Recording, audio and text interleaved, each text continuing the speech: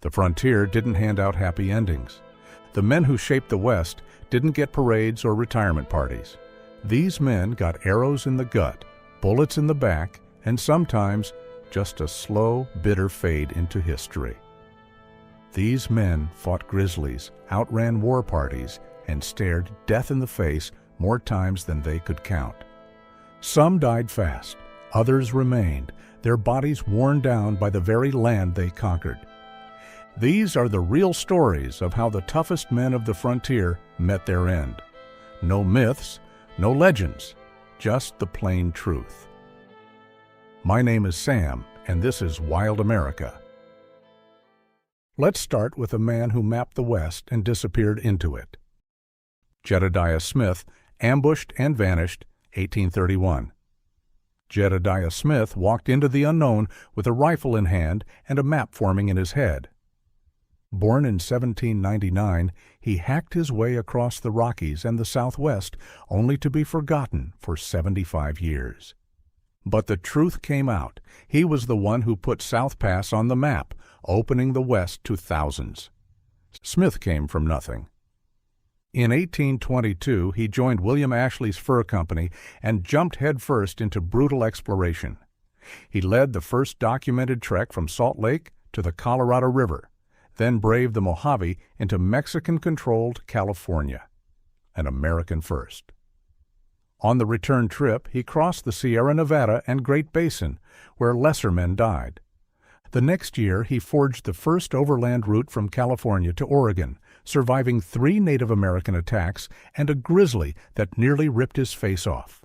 Not only did Smith survive all that, he also mapped, documented, and cleared the way for others. By 1831, he was back in St. Louis, pushing for a government-backed Western expedition. No luck, so he and his partners set out on a trading mission to Santa Fe. On April 10th, they rode out. Near the Cimarron River on May 27th, Smith scouted ahead for water. He never came back. Weeks later, his men reached Santa Fe and found a Comanchero carrying his rifle and pistols. That's when they knew. No one witnessed his final moments, but the stories came later. It is believed that Smith encountered a band of Comanche and tried to negotiate. They spooked his horse and shot him with an arrow. Wounded, he fought back, reportedly killing their chief. Some accounts say he took down 2 or 3 warriors before they overwhelmed him. Others claim the Comanche, impressed by his resilience, gave him the same burial rites as their fallen leader. His brothers recovered his weapons, but there was no bringing him back. Jedediah Smith should have been remembered as one of the greatest explorers of the American West. Instead, history erased him for decades. It took time for people to realize just how much ground he covered and how much he shaped the future of the frontier. But Smith wasn't the only one the frontier tried to erase. Some men clawed their way back from the grave, literally. Hugh Glass survived a grizzly, killed by warriors, 1833. Hugh Glass wasn't supposed to survive. A grizzly tore him apart, shredding his back, ripping his throat, leaving him for dead. His fellow trappers thought it was over. 2 men stayed behind, paid to bury him when the end came. But Glass wouldn't die. Panicked, they stole his rifle and vanished, leaving him alone, broken, unarmed. He crawled, no food, no weapon, just sheer will. Creek water kept him alive. Berries, a rattlesnake crushed with a rock. When he could stand, he limped through the wilderness, fighting off wolves for scraps. Through it all, one thing kept him going: revenge. Some say he crawled 350 miles. More likely, it was 200 to Fort Kiowa. Along the way, Sioux warriors found him, patched him up, helped him finish the journey. When he finally staggered into the fort, the men there swore they'd seen a ghost.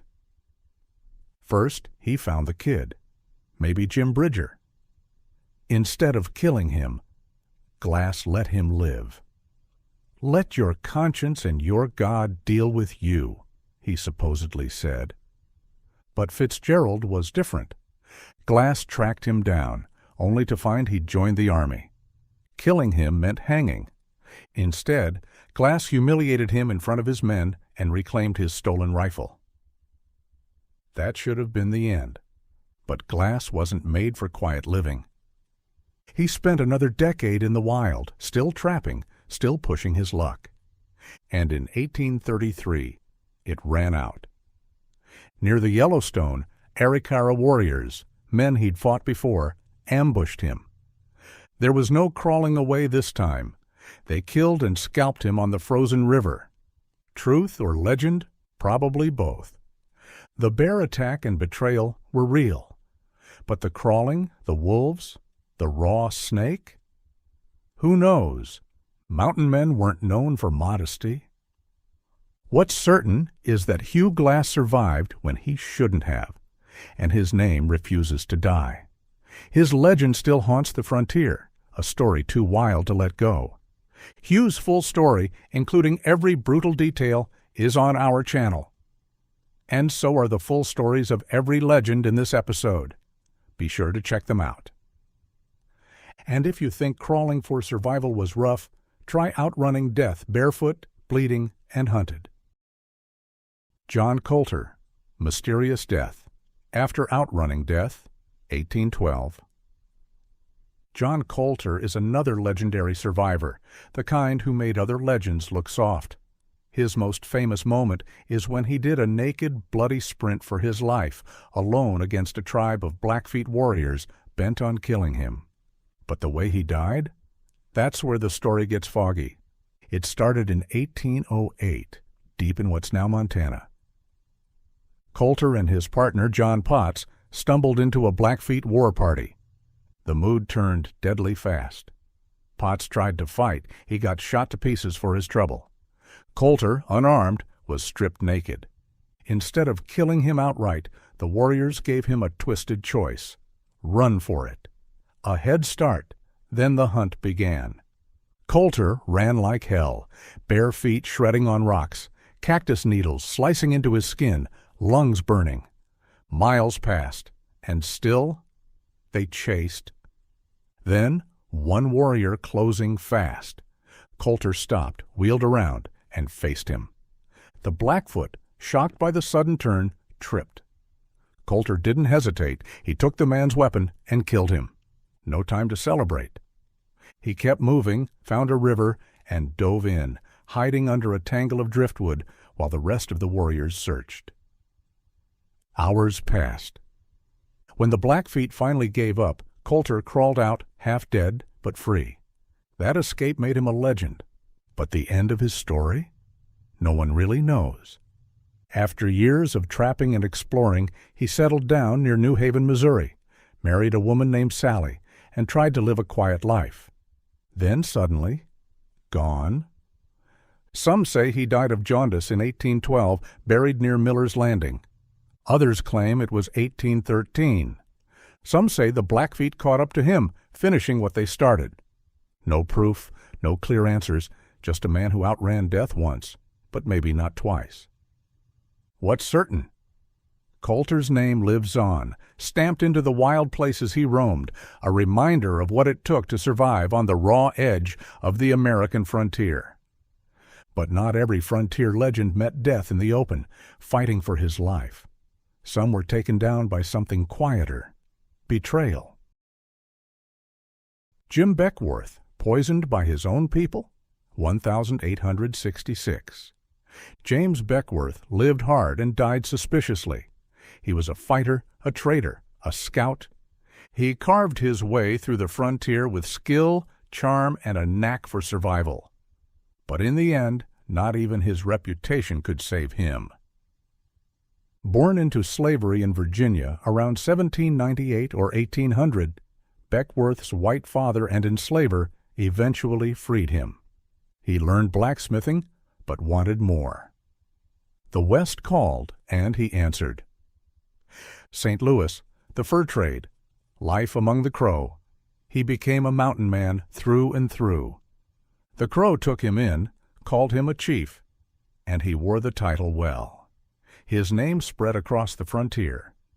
Beckwourth was shaping history. He discovered Beckwourth Pass, an easier route through the Sierra Nevada, and thousands of settlers followed his trail to California during the gold rush. He even dictated his memoirs, forging his own legend. But the frontier doesn't care about legacies. It only asks one thing: can you keep up? By the 1860s, Beckwourth was aging but still in the game. He took a job as a scout for the U.S. Army. Then came Sand Creek, a massacre of Cheyenne people by Chivington's 3rd Colorado Cavalry. Whether Beckwourth expected the slaughter or not, the Cheyenne never forgave him. They cut him off from trade. The West that once welcomed him was closing in. In 1866, the Army hired him again, this time to scout in Montana. That's when things took a turn. While leading troops to a Crow village, he fell sick. Blinding headaches, nosebleeds, dizziness, hypertension most likely.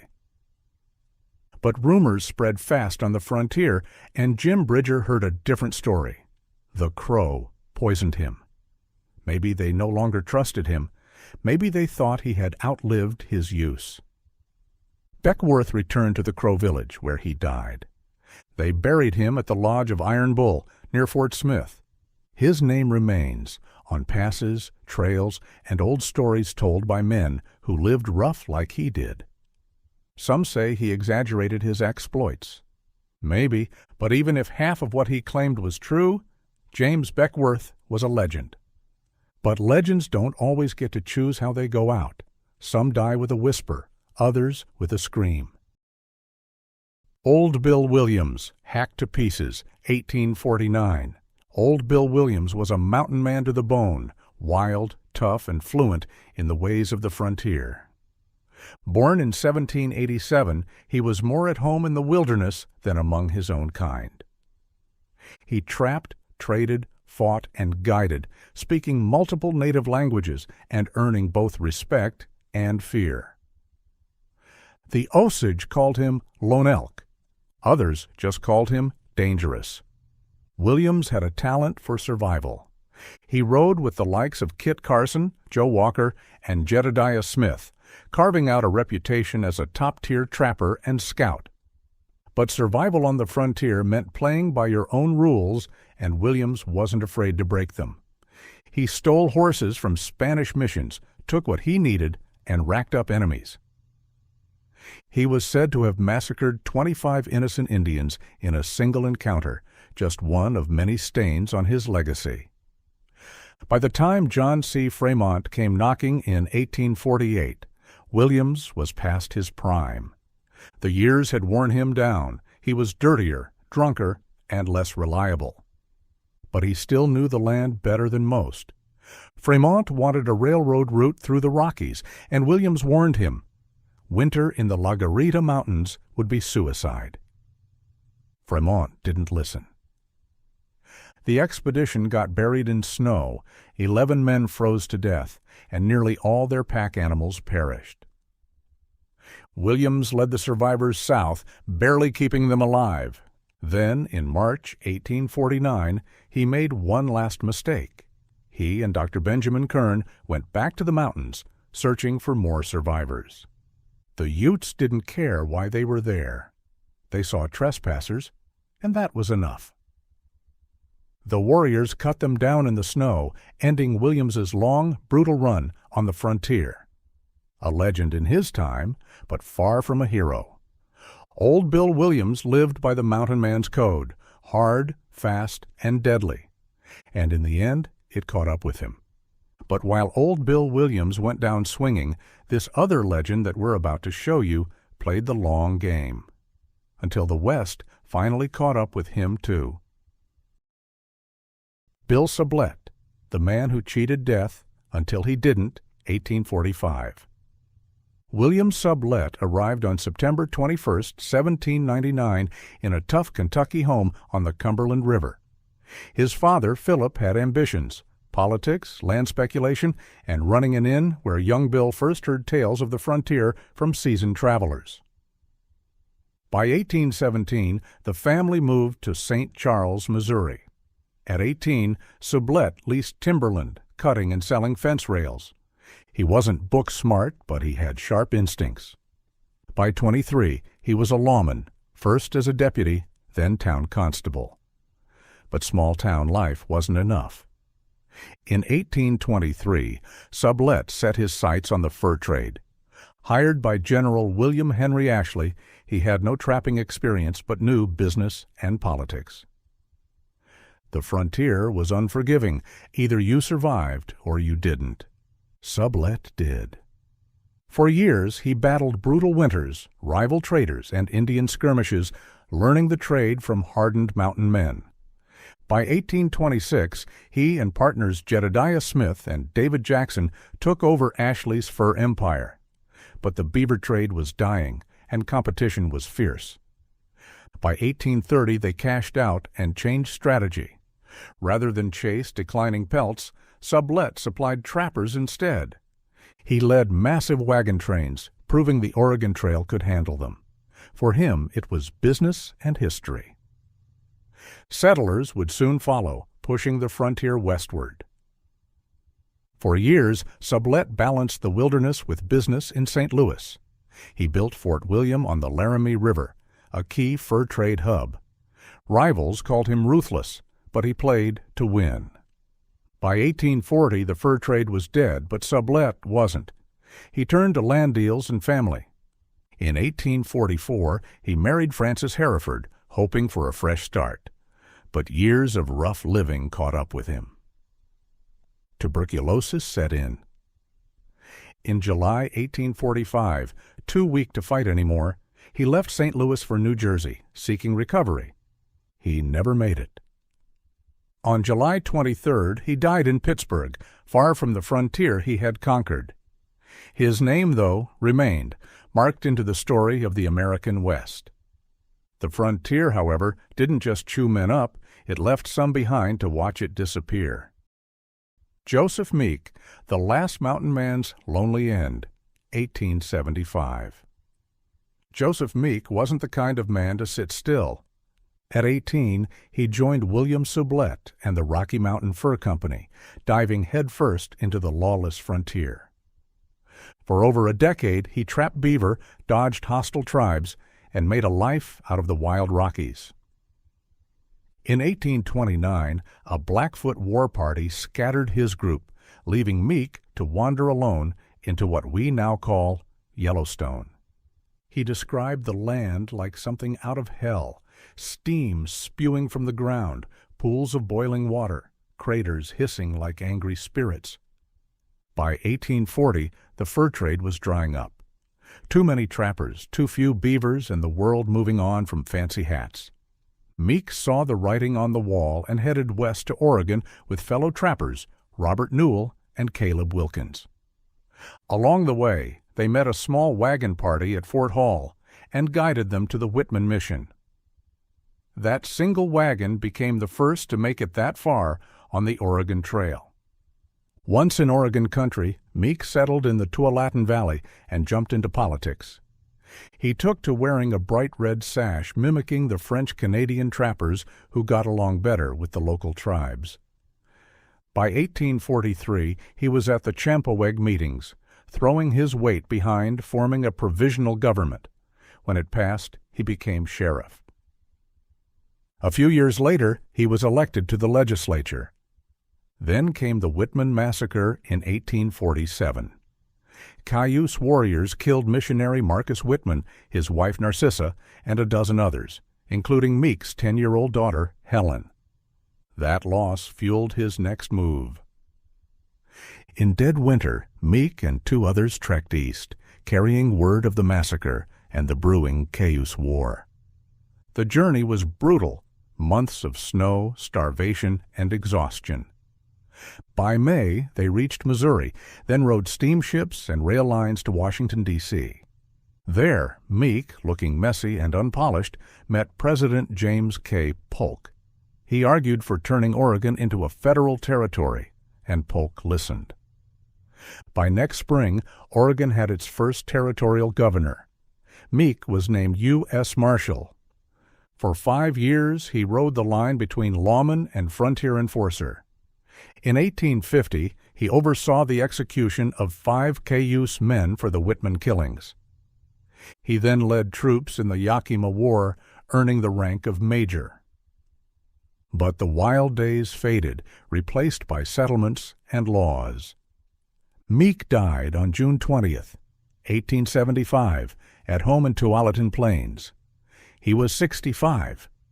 But before he died, Meek had one last wish, to see Oregon firmly in American hands. He got his wish. And while Meek fought to see his homeland claimed, this upcoming legend carved out his own claim with blood, bone, and sheer vengeance. Liver-Eating Johnson, the man who took revenge on an entire tribe, 1900. John Liver-Eating Johnson wasn't a man to cross. Born John Jeremiah Garrison, Johnston in 1824, he fought in the Mexican-American War before deserting and heading west.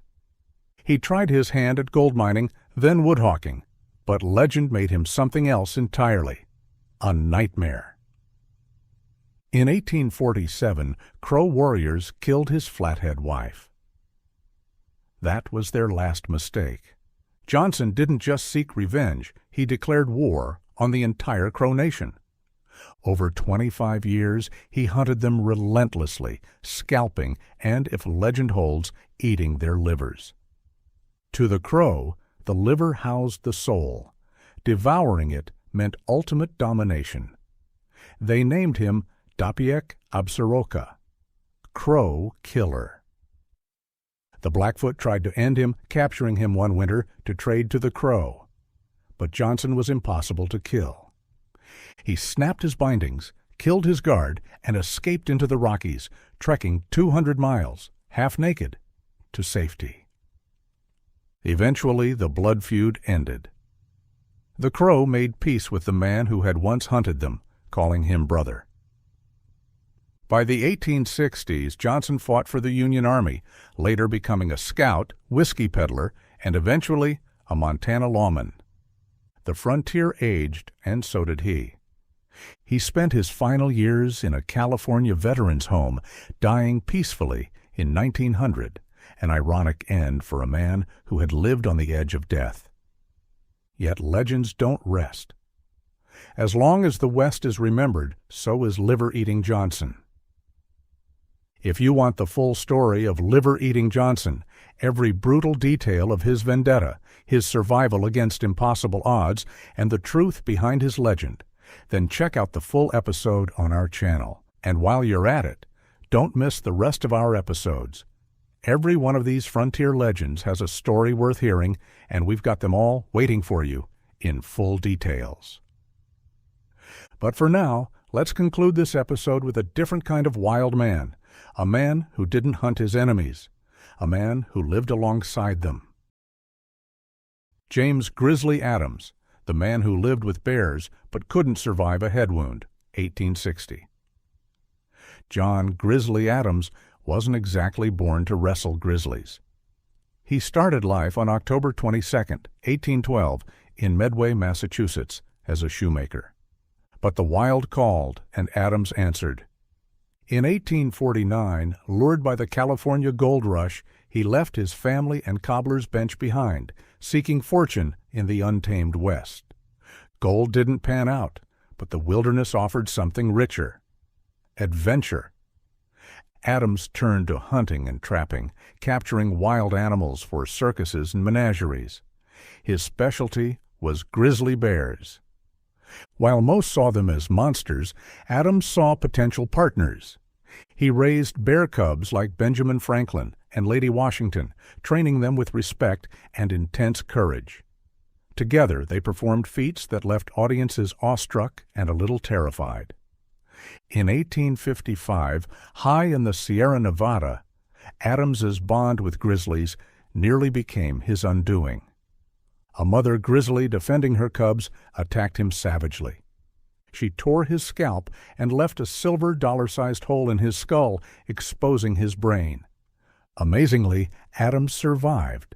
He patched himself up and kept going. But the injury never healed properly, and it became a ticking time bomb in his head. Despite the constant pain and danger of infection, Adams didn't slow down. He took his trained bears on the road, performing in towns and cities. Audiences couldn't get enough of the man who toyed with death daily, but each performance took its toll. The unhealed wound festered, and during one show, a monkey bit the exposed area, leading to a severe infection. Adams' health deteriorated rapidly, and on October 25, 1860, just days after his 48th birthday, John Grizzly Adams succumbed to the brain infection that had plagued him for years. He died in Neponset, Massachusetts, far from the wilds where he had truly lived. His life beautifully exhibited the rugged frontier spirit, a man who embraced the wild, bore its scars, and became a legend. Grizzly Adams's story is also one of grit, daring, and an unbreakable bond with nature's fiercest creatures.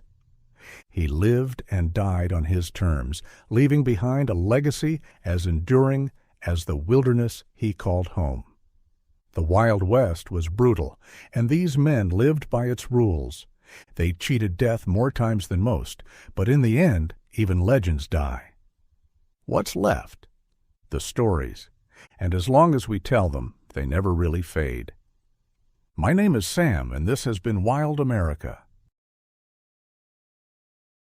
They called him Death Wind, a shadow in the trees, a ghost with a rifle. He moved without a sound, struck without mercy, and vanished before his enemies even knew he was there. On the lawless frontier, where every step could be your last, Louis Wetzel's name spread like wildfire, feared by those who crossed him, honored by those who stood behind him. He was a frontiersman, a scout, a man who knew the wilderness as well as he knew war. But was he a protector of his people, or a man consumed by bloodlust? A warrior? A killer? A legend? Or something else entirely? And where does a legend like this begin? My name is Sam, and this is Wild America. Born in 1763, Louis Wetzel moved with his family to Western Virginia in 1770, where native raids were part of daily life. At 14, he learned what it meant to be hunted. Watching his younger brother play outside, he spotted a gun barrel near the corn crib. He moved too late. The shot ripped into his chest, and two warriors dragged him and Jacob away. No one saw them go. This was his first time tasting death. For 2 days they marched west. Wetzel bled but stayed quiet. Slow prisoners didn't last long. That night the warriors made a mistake. They didn't tie the boys down. Wetzel waited, listened, then slipped into the dark with Jacob. But bare feet wouldn't take them far. So he went back. He stole moccasins, then a rifle. Then he ran. The warriors were fast. But by dawn they were closing in. Wetzel played the game, misleading, doubling back, vanishing into the brush. But they didn't quit. By midday they were nearly on them again. At the Ohio River, the boys lashed logs together, crossed, and stumbled onto safe ground. They had won. But Wetzel's war had just begun. The frontier was more than home, it was his hunting ground. He read the land like a book, knew the rivers, the trees, the wind. But beauty meant nothing when death was waiting right around the corner, and nowhere was safe. During the American War of Independence, after Crawford's defeat in 1782, a rattled Thomas Mills returned to Wheeling with a story. He had abandoned his horse at Native Spring, 9 miles away, and wanted it back. Wetzel warned him, too dangerous. Mills didn't listen. They went anyway. When Wetzel saw the horse tied to a tree, he knew. A trap. Mills stepped forward. A rifle cracked. Mills dropped. The woods exploded with war cries. Wetzel ran. 4 warriors chased him, sure he was finished. They were wrong. Half a mile in, the fastest caught up, his tomahawk raised. Wetzel spun, fired, and the man crumpled. Without slowing, he reloaded on the run. Another grabbed for his rifle. They hit the ground hard. The warrior was strong, nearly tearing the gun away. Wetzel twisted, jammed the barrel under his chin, and fired. 2 down. The last pair hesitated. Wetzel slowed, daring them forward. One ducked behind a tree, not wide enough. Wetzel's rifle cracked. The man staggered, bleeding. The last warrior turned and ran, screaming, "No chase that man! Him gun always loaded!" They learned what many had before. Wetzel was never easy prey. By summer 1786, the frontier burned. A settler had been killed at Mingo Bottom. Retaliation came swift. Major McMahon called for men, 100 for the first native scalp. To some, a fortune. To Wetzel, irrelevant. He wasn't in it for the money. On August 5th, they crossed the Ohio, pushing toward the Muskingum. 5 scouts moved ahead and found the enemy camp. Too many warriors, no chance of victory. The decision was clear: retreat. Wetzel didn't move. Sitting on a log, rifle across his knees, he spoke without looking up. "I came to hunt natives. Now that I've found them, I'm not going home sucking my thumb. I'm taking a scalp, or I'm losing my own." The others left him there, alone, surrounded by men who wanted nothing more than to see him fall. He didn't care. His only friend was his rifle, his only guide, the stars. As darkness fell, he moved carefully, sticking to deep woods, avoiding war parties. No fire. He made do, burying dry bark under dirt, letting it smolder beneath him for warmth. No smoke, no light, no sign a man was there. The next evening he found them, 2 warriors, camp set, unaware they were being watched. Wetzel melted into the brush and waited. At sunset, one returned, stoked the fire, and ate. The other arrived soon after. They laughed, talked, sang, completely at ease. They didn't know Wetzel was 20 feet away, crouched in the dark. Around midnight, one stood, grabbed his rifle, and disappeared into the trees, carrying a chunk of fire, probably heading for a deer lick, the smoke keeping mosquitoes off. Wetzel wasn't too happy about that. This wasn't the plan. He had them both right there. Now one had slipped away. He waited, hoping the man would return, but as dawn neared, Wetzel knew he couldn't wait. He moved in. The remaining native was curled on his side, deep in sleep.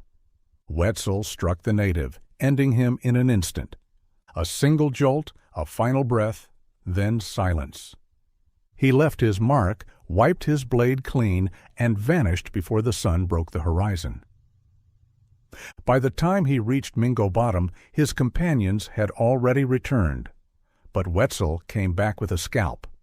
The kill was his, and so was the reward. The frontier had 1,000 tricks, and Wetzel knew them all. One of the deadliest was the turkey call. More than once, men had disappeared after hearing a lone turkey cry from the woods. Wetzel had his suspicions, natives using the call as bait. He set out to prove it. East of the creek, 60 feet above the water, was a cave nearly hidden by vines. From inside, a man could see across the hills, a perfect ambush point. Wetzel crept up and inspected the site. Exactly what he expected. This was where the hunters had lured their prey, where men disappeared without a sound. A blind. A graveyard in waiting. The frontier had its killers. Wetzel was just better at it than most. Wetzel knew the cave, knew exactly where to find it. Before dawn, he slipped through the brush, circling wide to approach from the rear. He picked his spot, a clear view of the entrance, hidden in the shadows. And then he waited. Minutes passed. Then a warrior's head rose from the cave's mouth, eyes scanning the trees. He let out a sharp cry, a signal. Wetzel's rifle was already up. One smooth trigger pull. The shot cracked through the forest. The warrior dropped instantly, his body collapsing against the rock behind him. That turkey wouldn't be calling anymore. Whether others used the cave again, no one knows. But Wetzel had made his point. Every fall he made his own kind of hunt, deep into enemy territory, alone, armed, and looking for trouble. This time he pushed to the Muskingum and found it. A small native camp, 4 warriors fast asleep around a dying fire. He crouched in the darkness, 4 to 1, tough but not impossible. Midnight came. A wolf howled in the distance. Then, like a shadow, Wetzel moved, rifle in one hand, tomahawk in the other. He set the rifle against a tree, drew his knife, and stepped forward. Silent, cold, lethal. His blade struck true. The first man never even made a sound before collapsing. A second step, a second stroke. Another fell without waking. The third barely had time to gasp before Wetzel's blade silenced him. The fourth, he ran. Wetzel gave chase, but the darkness swallowed the man whole. No matter. He returned to the camp, gathered his trophies, and started the long trek home. When he got back, someone asked if he had any luck. Not much, he replied. Treed 4 natives. 1 got away. 70 miles out, 70 miles back, just another day's work. Another time, caught in a storm near Wheeling, Wetzel took shelter in an abandoned cabin. He climbed into the loft, gathered a few broken boards for a bed, and settled in. Then, movement. 6 natives. They entered, lit a fire, and started cooking. Wetzel, knife in hand, didn't move. If they spotted him, he had one chance. Drop in the middle of them and fight his way out. He steadied his breath, but they never looked up. One by one, they finished eating and stretched out by the fire. Soon their breathing deepened. Wetzel didn't hesitate. He crawled from the loft, slipping into the shadows. He pressed himself against the logs near the door, fingers tight around his blade. Now it was his turn to hunt. At dawn, a native stepped outside, stretching in the cool air. He never saw it coming. Wetzel's rifle cracked. The warrior crumpled, the morning silence broken. By the time the sound faded, Wetzel was gone, slipping into the wild. At age 25, he tried soldiering under General Harmar in Marietta, Ohio. It didn't suit him. Rules, discipline, none of it fit. He left for Wheeling but returned as a scout. That's when everything changed. Among the visiting natives was a warrior named George Washington, respected, trusted, untouchable. Harmar wanted peace. Wetzel didn't care. He shot the man dead. The outrage was instant. Harmar had him arrested and locked in irons. Wetzel didn't deny it. When questioned, he offered a solution. Turn me over to the natives. Put their best warriors in a circle. Let them have tomahawks. I'll take one too. Let's see who walks away. Harmar refused. This wasn't the frontier. This was the army. The law would decide his fate. Days passed. Wetzel paced like a caged animal. He sent another message. I can't live like this. Let me walk. Harmar relented. His feet were freed, but his hands stayed shackled. He was allowed to walk the grounds, always under guard. That was all he needed. At first he played dumb, darting a few steps, laughing, stopping. He pushed farther each time. Then, in a blur of raw speed, he was gone. The guards hesitated, then fired. Too late. He was already in the trees. They chased him, but they never had a chance. He knew the land. They didn't. Wetzel ran 2 miles before plunging into a thicket, squeezing beneath a fallen tree. He lay still. The hunt was on.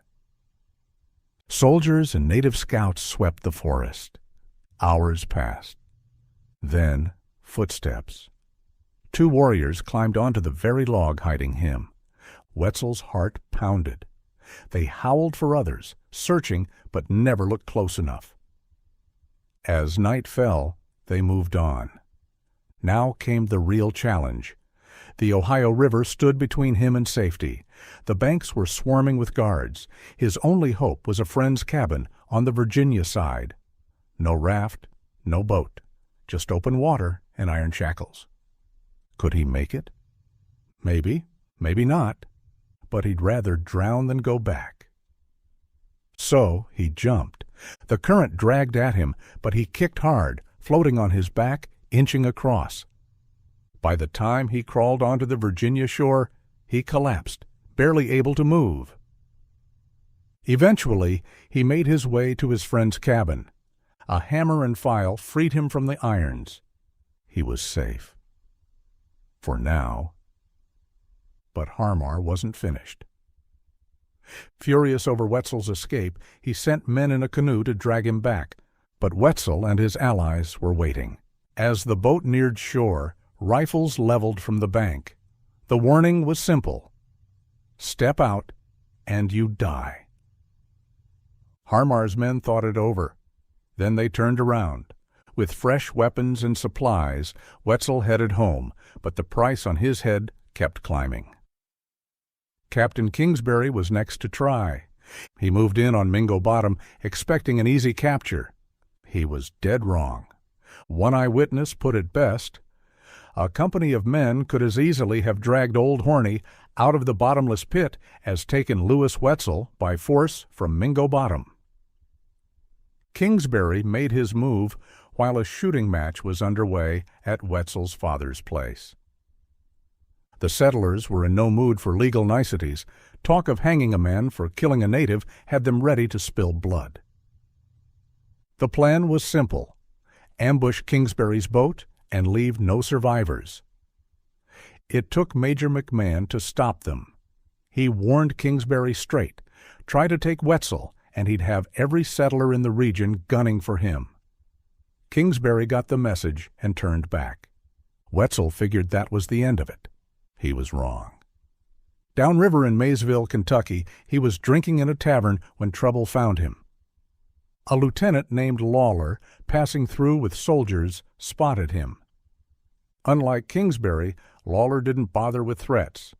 He rounded up his men, stormed the tavern, and threw Wetzel in irons. No trial, no warning, just cold steel and a hard shove onto a boat. By nightfall, Wetzel sat in a Fort Washington cell, bound hand and foot like a common criminal. The news hit the frontier like a lightning strike. Captured for killing a native? Outrage exploded. Every settlement along the Ohio bristled with loaded rifles.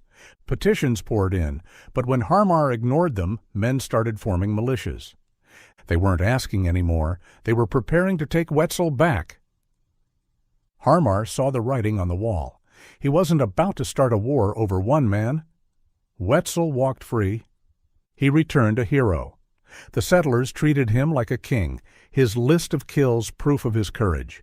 The persecution only made him more beloved. As for Harmar, his reputation never recovered.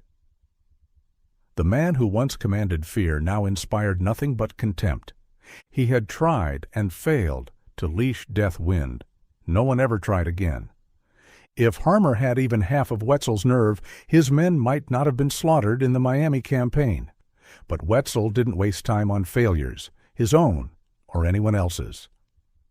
Not long after Kentucky, he set out for Dunkard Creek with a relative hunting along the way. The journey was easy until they arrived. The homestead was gone, burned to the ground. Wetzel crouched, scanning the ground. The signs were clear: 3 natives, 1 white man, and a captive. The captive was the young man's fiancée. He was ready to charge into the woods, but Wetzel caught his arm. If they're heading for the river, we cut them off. The raiders had tried to hide their trail, but Wetzel wasn't just tracking. He was thinking like them. He knew their route, knew they'd make for the Ohio fast. Instead of following footprints, he angled for the crossing point. They pushed hard, eating on the move. By nightfall, thick clouds choked the moon, forcing them to wait. At dawn, they picked up the chase, coming off a ridge into untouched valley land. Then, in the soft earth, they found what they needed: tracks. Among them, a small shoe print. The young man stiffened. "That's hers," he said. They followed persistently, over hills and streams, the trail barely visible, but never lost. By sunset, they reached the Ohio. Across the water, firelight blinked. The girl was still alive. That was all Wetzel needed. They swam across, silent. The young man wanted to rush in, but Wetzel stopped him. "We wait for daylight," he instructed. At dawn, the camp stirred. Wetzel gave the order. "You take the white one. I'll take a native." 2 shots cracked. 2 bodies fell. The young man ran to free the girl while Wetzel reloaded, eyes on the woods. 2 natives fled. He needed to know if more waited. He fired once, high into the trees. The warriors sprang out, screaming, tomahawks raised. They thought they had him. Wetzel didn't run. He didn't flinch. He just reloaded. One was nearly on him when he spun, fired. The warrior slipped and dropped. The second came harder, thinking Wetzel was done. Wetzel moved fast, ducking between trees, his hands smooth and practiced. When his rifle was ready, he stopped, turned, fired. The last warrior fell. And just like that, it was over. Not long after, Wetzel vanished south, taking a flatboat to New Orleans. Months passed without word. Then news came. He was in prison, shackled. A felon? Some said counterfeiting, others a Spaniard's wife. The truth never surfaced, but it didn't matter. No trial, no justice, just chains and 2 years in a cell. When the U.S. government finally stepped in, he was released and then sent north through Philadelphia. He then made his way home, but the man who returned wasn't the same. The time in chains had changed him. Leaner, harder, his anger sharpened to a fine edge. He spent just 2 nights on Wheeling Creek, one with his mother, another at Captain Bonnet's. He spoke of the humiliation, the injustice. But what ate at him most was betrayal. Someone had given him up. He swore revenge. In Wheeling, he stayed with George Cook, a relative. Mrs. Cook teased him about marriage. Wetzel only shook his head. "No woman in this world for me," he said. "Maybe one in heaven." Then, without a word, he was gone. South again. No one knew what happened next. Did he find the man who'd wronged him? Did he settle the score? History doesn't say. But one thing was certain. Wetzel was still the same man. Restless. Hunting. Deadly. However, even the best hunters slip. North of the Ohio River, after a long hunt, he let his guard down. A flicker of movement, a native raising a rifle. Both men dived behind trees, staring each other down. An hour passed. Neither moved. Wetzel had no patience for waiting. He fixed his buckskin cap to the end of his ramrod, easing it out just enough to mimic the peak of a head. The trap was set. A crack split the silence, the bullet tearing through the cap. Before the native could reload, Wetzel charged. His rifle roared, dropping the man where he stood. Another hunt, another kill. This time his name spread far beyond Wheeling. He was a frontiersman, a survivalist, a scout, a man you wanted when the woods turned hostile. Land speculators hired him as a bodyguard, unwilling to risk native country alone. One of them was John Madison, brother of future President James Madison. Madison needed a guide through the Kanawha, deep and dangerous land. Wetzel took the job. All went well until they found an abandoned camp, blankets, tools, supplies left behind in a hurry. They took what they needed and moved on.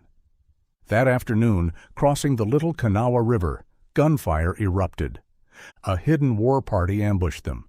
Wetzel hit the ground fast. Madison wasn't so lucky. A bullet found him, and he went down. Wetzel didn't wait to die beside him. He disappeared into the trees. In Kentucky, too, his name carried weight. General George Rogers Clark, the man who had taken Kaskaskia and Vincennes, wanted him for a new expedition. Meriwether Lewis, of Lewis and Clark fame, was involved. They needed a man who knew the wild. A messenger rode out to find him. Wetzel wasn't interested in glory, but eventually he agreed. For 3 months he traveled with them through unknown lands, pushing the edge of the frontier. Then, as suddenly as he joined, he changed his mind. Without a word, he turned around and went home. Louis Wetzel never stayed put for long. One day, he took a flatboat downriver and never returned. Some say he died in the wild. Others believe he vanished into the west, living out his last days far from the settlements that once depended on him. What's certain is that when Death Wind disappeared, the frontier lost one of its deadliest shadows. By 1808, however, Wetzel had drifted into Mississippi, staying with a relative near Natchez. That's where the official story ends, dead of fever, buried in an unmarked grave. But Wetzel was never the type to go quietly. If you ever laid eyes on him, you wouldn't forget. Dark skin, jet-black eyes that burned like embers, and a wild stare that could unnerve even the toughest warrior. His thick raven-black hair ran past his knees when let loose, a trophy the natives would have given a dozen warriors to claim. For all his reputation, Wetzel wasn't just edge and steel. He was blunt, rough, and kept to himself, but with friends he was fiercely loyal. If he called you a friend, you had nothing to fear. If he called you an enemy, you wouldn't have long to regret it. Officially, Wetzel died in Natchez. His bones were later dug up in 1942 and moved to West Virginia. But some say history got it wrong. Author Alan Eckert believed he lived much longer, settling along the Brazos River in Texas with a Spanish wife, maybe someone else's wife. If true, he didn't die in 1808, but in 1839, far from the frontier he once ruled. Yet whether he died at 23 or slipped away to Texas, his name was already legend. His brothers carried on his war, hunting natives without mercy. In villages, Wetzel was a name spoken in whispers, feared, hated, never forgotten. To the tribes, they weren't men. They were executioners. Did he cheat history one last time? We'll never know. The history books barely mention him now. Too violent, too messy. He doesn't fit the cleaned-up version of the past we're told to believe. But the frontier wasn't clean. It was brutal, bloody, and unforgiving. And Wetzel was a product of that world. To the Shawnee, he was Death Wind, fast, silent, and merciless. To the settlers, he was a protector. To others, a killer, no better than the warriors he hunted. But love him or hate him, his name still rides the wind. He hunted wolves for the government, but respected them more than most men respect themselves. He out-tracked Eskimos. He crossed frozen rivers solo. He took down bears, walked through blizzards, and called a dirt-floored cabin home for 13 winters. And somehow you've probably never heard his name. Frank Glazer was built for cold, for distance, for silence, for the kind of lonely, brutal country that kills soft men fast. Over 40 years, he walked the line between hunter and naturalist, killer and caretaker, myth and man. He understood the wild. And when the wolves howled, he listened. In this episode, we're telling his story. The kind of life you can't fake and sure as hell can't repeat. My name is Sam, and this is Wild America. Now let's get into it. Chapter 1. The Great Escape. To Alaska, 1915. 26, single, done with normal, Frank Glazer walked out of Washington State with 2 duffels, a .306 Winchester, binoculars, and a hunger for chaos. In May 1915, he boarded the SS Mariposa to Alaska. He wasn't chasing gold or glory. He just wanted out. What he got was a frontier that hit back hard. Valdez greeted him with 25 feet of snow in Thompson Pass and a 371-mile death march to Fairbanks, part sludge pit, part ice trap, part murder alley. Locals didn't sugarcoat it. Too much snow in the pass, rivers got no bridges, and 2 men got killed in Copper Center last fall. Frank, however, wasn't intimidated. He partnered with an old sourdough, shoved his supplies into a rucksack, and hit the trail. The rest? Soft city chichacos hauling too much gear and wearing street shoes. Once the snow hit waist deep, they broke, feet sore, packs soaked, spirits crushed. Some quit. One guy, Knockout Solomon, cursed nonstop after his high-end boots chewed his toes into pulp. Frank, however, kept walking. Nights were brutal. Snow crusted just enough to fool you, then caved in. Waist-deep plunges, clawing out, repeat. By the time they hit Ptarmigan Drop Roadhouse, they looked half dead. "You'll never make it unless it crusts again tonight," the owner said. But Frank didn't wait. Waiting meant frostbite, or worse. Then came the rivers. No bridges, no boats, just icy torrents cutting through the trail. You stripped, crossed, and hoped you didn't fall in. Sometimes you stood in snowmelt till your legs went numb, then stumbled through dragging your gear. Frank once soaked his bleeding feet in the freezing water, dried them, pulled on fresh socks, and kept moving. "That toughened me up," he said. Roadhouses came every 20 miles or so. Some were open, some were boarded tight. At Upper Tonsina, Frank got a bed and lice. His trail partner took one look and said, "You're lousy, Glazer." Should have checked the bed. After that, Frank chose stars over sheets. That sourdough of a partner peeled off to work a mine. And so, Frank went solo. He slept by day, hiked by night. He was always scanning for game, for shelter, for anything off. At Copper Center, he earned Musher's Knee, that deep, grinding ache from dragging 60 pounds through mud. Locals had a fix. Stand in an icy stream till your legs go numb. Dry off, keep going. Savage, but it worked. Aside from testing your body, this merciless trail also messed with your head. Copper Center had its own stories. There, the McCrarys bred silver and black foxes, worth a fortune. Frank learned fast.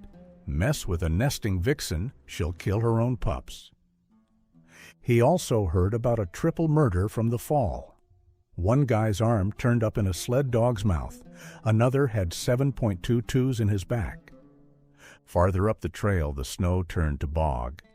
Mosquitoes hit like they'd been starving for weeks. Frank picked up a bed net at a trading post. Might have been the smartest thing he ever bought. In Gulkana, he passed a Signal Corps shack where a lynx lounged on the desk and rode stray dogs like ponies. Tame Dall sheep climbed hay lofts. Foxes twitched in wire cages. Martin farms bloomed in the mud. Wild and civilized blurred into one weird mess. Then came sourdough. Not a person, a roadhouse. And not just any roadhouse. This one was run by Swearing Molly. 6'2", sharp-tongued, didn't take crap from anyone. She cursed like a dock worker, cooked like a chef. When Frank showed up, she was mid-rant, chasing some poor guy out with a storm of insults. Then she looked at Frank like nothing happened. "You hungry? Come in, have some coffee." Her place was spotless, carpeted floors, curtained windows, warm fire.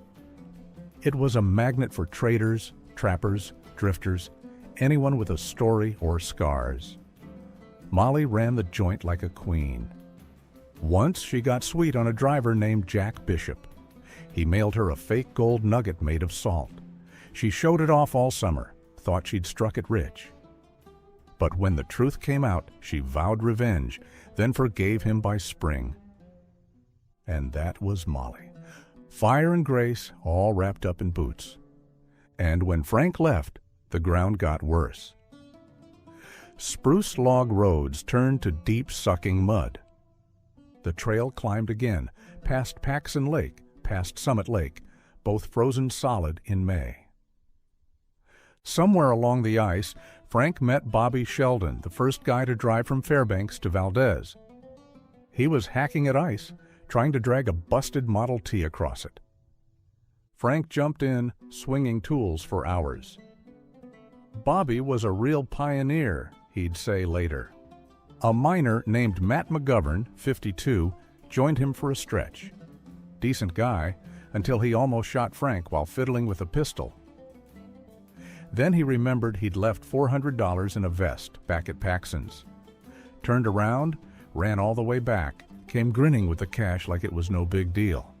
They timed river crossings for noon before meltwater swelled. "Midnight hits, and those rivers'll kill you," Frank said. "One wrong step, and you're gone." He saw it happen later. Sheldon lost a whole Model T to a river and spent weeks pretending to pan gold out of the wreck. At Yost's Roadhouse, things turned gloomy. 12 people froze to death there one winter. Blizzards blinded travelers just yards from the door. The Army put up a fence and a bell that clanged in the wind, hoping it might save the next one. Frank also heard about stagecoach passengers dumped in a whiteout, crawling blind in the snow, while a Signal Corps sergeant dragged them in one at a time. And past Yost's, the wild bit back, grizzly tracks the size of snowshoes crossed the trail. Frank always kept his rifle loaded, close. Snowshoe hares bolted like sparks, tearing bark off willows like locusts. The rhythm out here was simple: eat, freeze, survive, repeat. By the time Frank limped into Fairbanks, he was wrecked, scarred from lice, feet shredded, eyes hollow.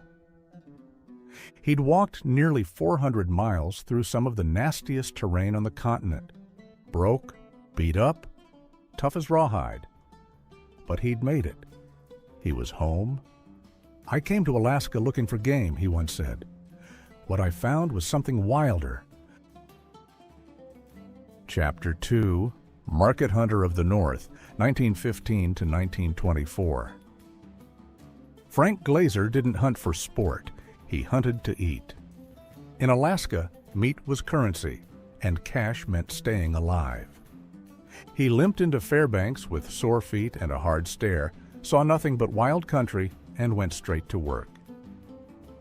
He scouted the Alaska range, picked his grounds, and got busy. Shoot, butcher, haul, sell, repeat. From 1915 to 1924, Frank moved through the slopes near the Valdez Trail like a shadow. Caribou, Dall sheep, moose. He tracked them through silence, through storms, knew their patterns like a map burned into his head. He packed light, carried a rifle, and disappeared into the backcountry for days. When he returned, he hauled hundreds of pounds of meat, sometimes dragging it through snow, sometimes packing it over ridgelines on his back. He would sell it for 25 cents a pound. No show, no ego, just blood, cold, and the math of survival. One time, he dropped a moose cow deep in the woods, hauled the meat out solo, load by load, slept under spruce when skies were clear, huddled by warm rock when they weren't, no partner, no backup. I got used to it, he said. Didn't need anybody. I had the animals. Game was thick then and fearless. He once spotted Dall sheep across a canyon. They didn't see him. He belly crawled a mile through frozen brush, picked one, dropped it. He then skinned it in the snow and packed it home. No thrill, just meat, money, and how long it'd last. Market hunting, after all, wasn't a job. Never was. It was always survival. And here there were no roads, no shortcuts, just rough trails, steep climbs, deep creeks. 1 minute, sun. Next, blizzard. Once a storm pinned him down. He crawled under spruce boughs, a moose carcass just yards away. Wind howled like a banshee. He curled up in his bag and hoped the bears didn't hear. Too cold to worry, he said. Too cold to move. Food ran thin, often. He shot ptarmigan when he could, boiled bones and scraps when he couldn't. Dug roots, picked bulbs, ate what the land offered. I didn't waste nothing, he said. If I killed it, I used it. Frank didn't chase trophies either. Didn't care about antlers unless they meant extra cash. I never shot cows if I could help it, he said. Same with ewes. Took bulls, took rams, left the breeders. Not for ethics, for logic. Frank hunted where the ground tried to kill you. Loose rock, ice-covered logs, steep slopes. Rivers like the Delta and Little Talk? Not cold, deadly. And in spring, they rose fast. One crossing, he lost half a moose. Pack slipped, meat gone. Damn shame, he said. That was good meat. His rifle was part of him. Even in his 60s, he wore no glasses. He could spot fur on a ridge. One guy said, when Frank raised that rifle, something dropped. Every time, winter was dead quiet. Snow muffled steps. Wind whispered. No voices for weeks. Frank liked that. I never got lonesome, he told Jim Reardon. I had my rifle. I had work to do. He packed meat to roadhouses and camps, anywhere that paid. You've seen this kind of grind in our other frontier stories. Same stakes, same struggle. Stories like this are all over the channel, so swing by when you're done with this one. Anyhow, out there, wild meat kept you alive. A quarter a pound mattered. I could pack 100 pounds easy, Frank said. Did it all the time. His journal didn't ramble, just facts, clipped and direct. Shot 2 moose, packed 1 down, too much snow for dogs, slept rough, snowed all night. Another entry. Wind bad, nearly lost sled, killed 1 caribou. Feet froze. There was no room for mistakes. Twist a knee? You're stuck? No food? You starve. But Frank didn't slow down. He kept moving, tracking, hauling, hustling meat through deep snow and dead silence just to earn a buck. No rangers, no safety net. Just you, your rifle, and whatever you could carry out. Frank spoke the wild's language, moved through it like he belonged. Game's smarter than you think, he said once. You gotta outthink it, outwalk it, outfreeze it if that's what it takes. That was the job. And so before he was the wolf man, Frank was a meat man, and in that part of Alaska, that was more than enough. Chapter 3. The Cabin and the Wolf Man, Savage River Era, 1924 to 1937. Frank built his Savage River cabin in 10 days. No crew, no plans, just an axe, muscle, and a brain made for being alone. Sod roof, dirt floor, mud-sealed logs, ugly, but warm. It was his. It sat deep in the Alaska range. No roads, no people, just how he liked it. By 1924, he was done with towns. Savage River gave him space, game, and peace. He stayed 13 years. Winters could freeze your lungs. But he didn't care. He thrived. No neighbors, just wind and wolves. Wolves whose howls echoed through the valleys. Frank listened, watched, tracked them for years, learned how they hunted. Killers, he said, but smart, deserved respect. The cabin was his HQ. From there, he trapped, hunted, and hiked blind through blizzards. No compass, just instinct. I always knew where I was, he said. Could read the country like a book. His journal was all business. Snowed all night, cut firewood. Wolf tracks near trapline.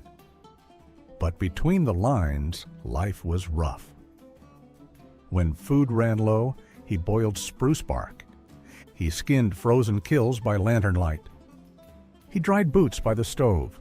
He always kept his rifle loaded, not for wolves, but grizzlies. Spring brought them in close. One entry read, "Had a hell of a time crossing river." That's all he wrote. But years later, he told the full story. Swept into an ice-choked current, rifle under one arm, pack soaked, boots dragging like anchors. He clawed his way to shore, half frozen, but alive. And Glazer didn't just live near wolves, he raised them. Sort of. Each spring he'd find dens, snatch a few pups, and raise them alongside his sled dogs. The result? A team of half-wild, all-muscle hybrids he called wolf dogs. Tough, unruly, and loyal as hell. They'd fight like devils, he said, but run like hell when you hooked 'em up. He fed them caribou scraps, watched how they moved, named them Kenai, Queenie. They were workers, partners, not pets, a piece of the wild, leashed but never tamed. And inside the cabin, Frank turned field biologist. He tracked prints, studied scat, took notes, sketched. By the mid-1930s, Frank Glazer dug deeper into wolf study. Alone in his Savage River cabin, something changed. He studied how they hunted, how they took out the weak, old, or slow. People say they kill for fun, he wrote. Not true. They kill to live, and they're better at it than most men. They used their heads, he said. Didn't rush, waited, worked together. He saw the dark side, too. Wolves turned on their own. One mistake, and you're out or dead. They're cold like that, Frank said. No second chances. He took notes on everything. Kills, tracks, scat, even how high they peed on trees. Even biologists came to him with questions.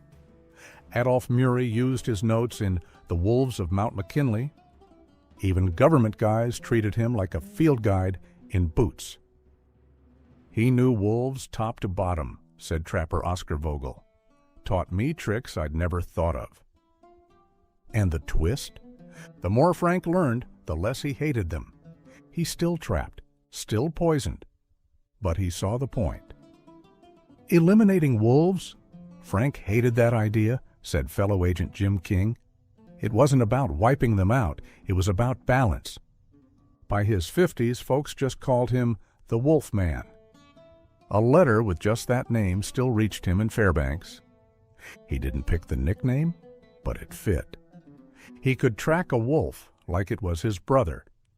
He knew where they slept, crossed rivers, and chewed bones in the sun. Frank wasn't soft, but he was fair. Wolves, he said, were survivors. And in Alaska, that was smart. Yet Savage River wasn't just blood and biology. It was isolation, deep and harsh. Frank could go months without seeing another soul. Snow buried his cabin. Temps dropped past 50 below. Firewood ran low. Frostbite took pieces of him. Yet he never whined.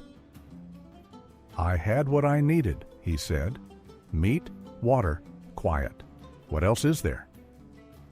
Sometimes, midwinter, he swore he heard voices. Once, a grizzly raided his meat stash, left no tracks. "Must have been a ghost," he said. Maybe joking, maybe not. After all, up there, logic didn't always apply. In the end, that cabin was a forge. It hardened him. Chapter 4. Uncle Sam's Apex Predator, Government Wolf Hunter, 1937 to 1955. In 1937, Frank Glazer swapped traps for a government badge. His new job? Kill wolves. No limits. No paperwork. Just results. He worked solo. No clock, no boss. Just wild open Alaska. One week he was in the White Mountains with snowshoes and a rifle. Next week, crawling across frozen tundra, tracking paw prints through silence. Frank was happiest 100 miles from anyone, knee-deep in snow, chasing wolves, one agent said. And that's exactly what he did. Spring, he dug out dens. Winter, he set snares. Fall, he laid poison. Once aerial hunting was allowed, he took to the skies. A spotter flew low. Frank leaned out with a scoped point, 220 Swift, or landed, and stalked them on foot. "One shot," he said. "Miss, they're gone. Hit, you've got meat." He mastered the getter, a cyanide trap disguised as bait. One sniff, and the wolf dropped. He logged every detail: how many, where, when, even the weather. In some areas, his notes were the only official records, but forms didn't make him deadly. Instinct did. He could read a single hair on snow like a detective. As mentioned earlier, Frank knew the ridge they'd use, the creek they'd cross, where the alpha would mark. Frank could look at grass and tell you what wolves were thinking, one agent said. Locals called him Amagook Frank, which translates to Wolf Frank.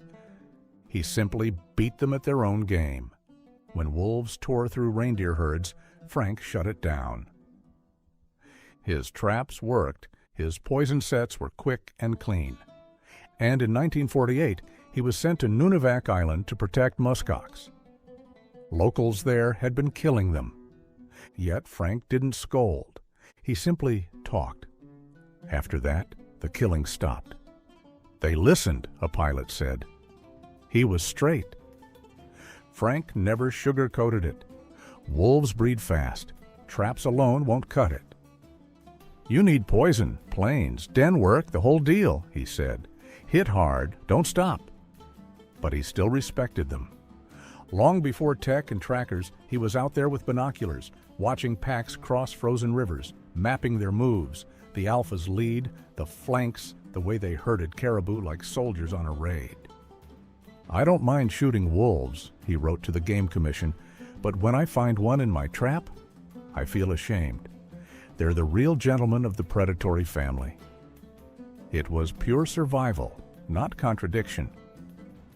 Glazer respected wolves but killed them anyway. Called himself a conservationist, yet joined predator control.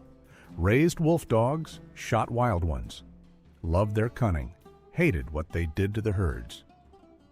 "You gotta keep the balance," he said. "Too many wolves, and you got no game." And his bosses trusted him completely. No room for soft feelings when you're paid to kill wolves. One of his bosses said, "As long as I'm director, you've got a job." They'd let him disappear for weeks. And he always came back with pelts and data. Frank would file his report, then get antsy to head back out, said one biologist. Didn't matter how cold it got, that's when he felt most alive. He rode with scientists and made them look lost. One professor watched Frank read the land like a book. He was like an Indian, the man said. He knew every bump. With Frank, town life didn't stick, never did. He kept a room at the Nordale Hotel and boarded his wolf dogs nearby, but he was rarely around. And whenever he was in town, he talked nonstop. All day, breakfast to patrol, one partner said. But his stories moved. They had rhythm. Still, the land had teeth. A few years later, moose exploded. Old-timers said they'd never seen so many, one agent said. Then Frank left. Wolves came back, moose vanished. Locals still say, "We need another Glaser." He never wanted fame or thanks. He just did the job, quiet and unrelenting. And when Alaska became a state in 1959, the policy changed. Frank didn't fight it, however. He simply stepped aside.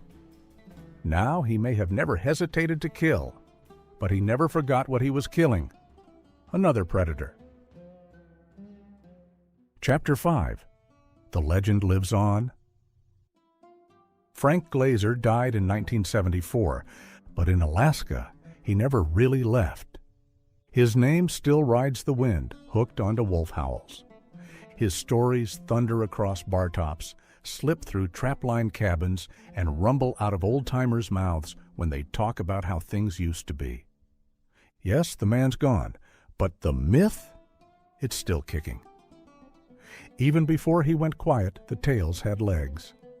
One version says, in 1938, he rolled a government car 3 times down the Stees Highway, crawled out with cracked ribs and a scowl.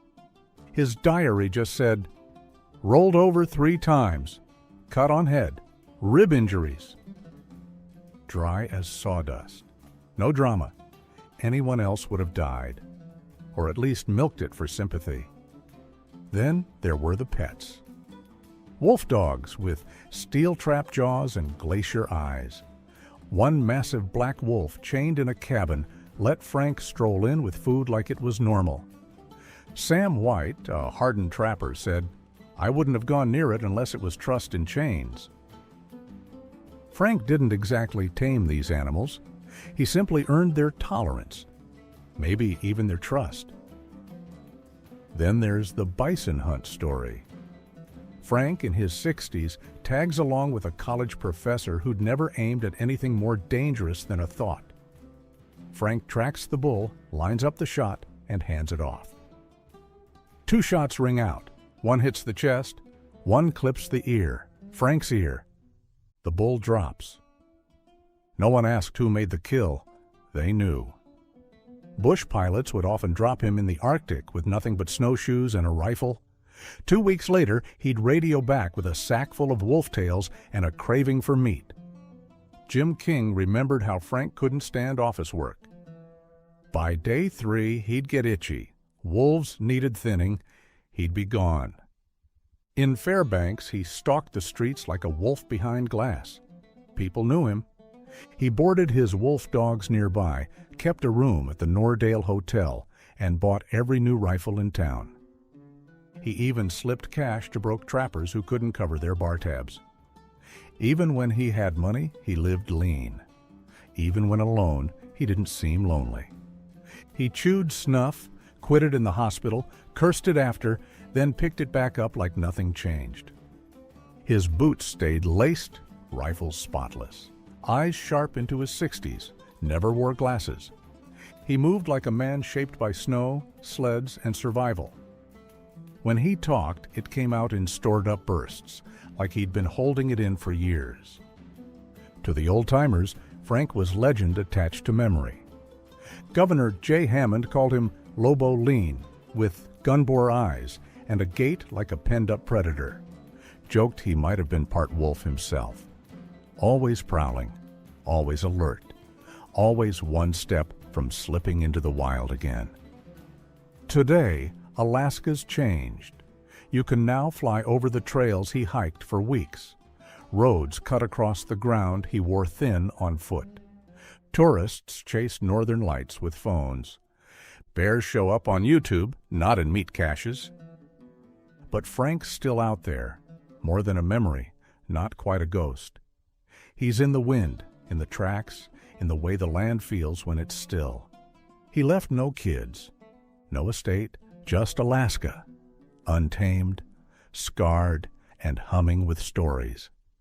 Stories about the wolf man who tracked better than scientists, walked farther than bush pilots, and loved the animal he hunted more deeply than any textbook ever could.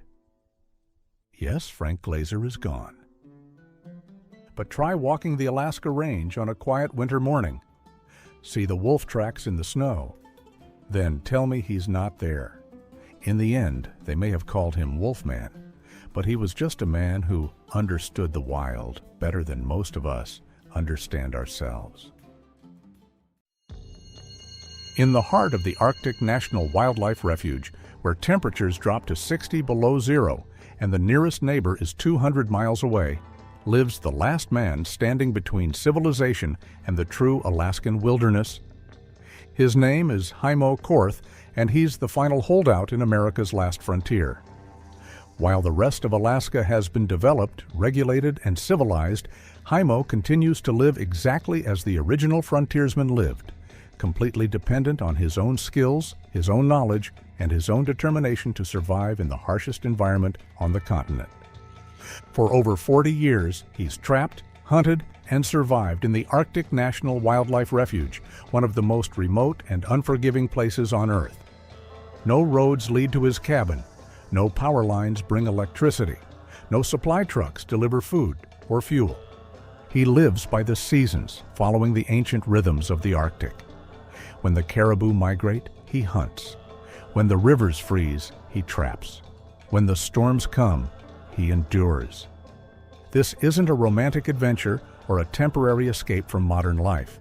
This is a man who has chosen to live permanently on the edge of survival, where every decision matters and every mistake could be fatal.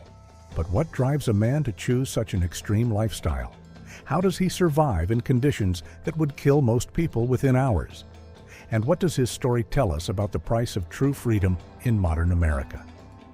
Today, we're exploring the untold story of Heimo Korth, Alaska's last frontiersman, and perhaps the last American living the way our ancestors lived when survival was never guaranteed. My name is Sam, and this is Wild America. Heimo Korth wasn't born in Alaska. He came from Wisconsin, drawn north by the same restless spirit that had driven men to the frontier for centuries. But unlike the weekend adventurers and seasonal workers who come to Alaska for temporary thrills, Heimo came to stay. He came to live the way Americans had lived when the continent was still wild and untamed.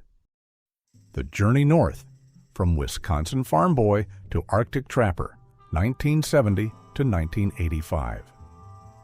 The Greyhound bus pulls away from the Fairbanks station, leaving 22-year-old Heimo Korth standing alone with everything he owns packed into 2 duffel bags. It's 1974, and Alaska is still the last frontier, a place where a man can disappear into the wilderness and live by his own rules if he has the skills and the courage to survive. Heimo has both, but he doesn't know it yet. He's come north with dreams of adventure and independence, but like most young men who head to Alaska, he has no real understanding of what the wilderness demands.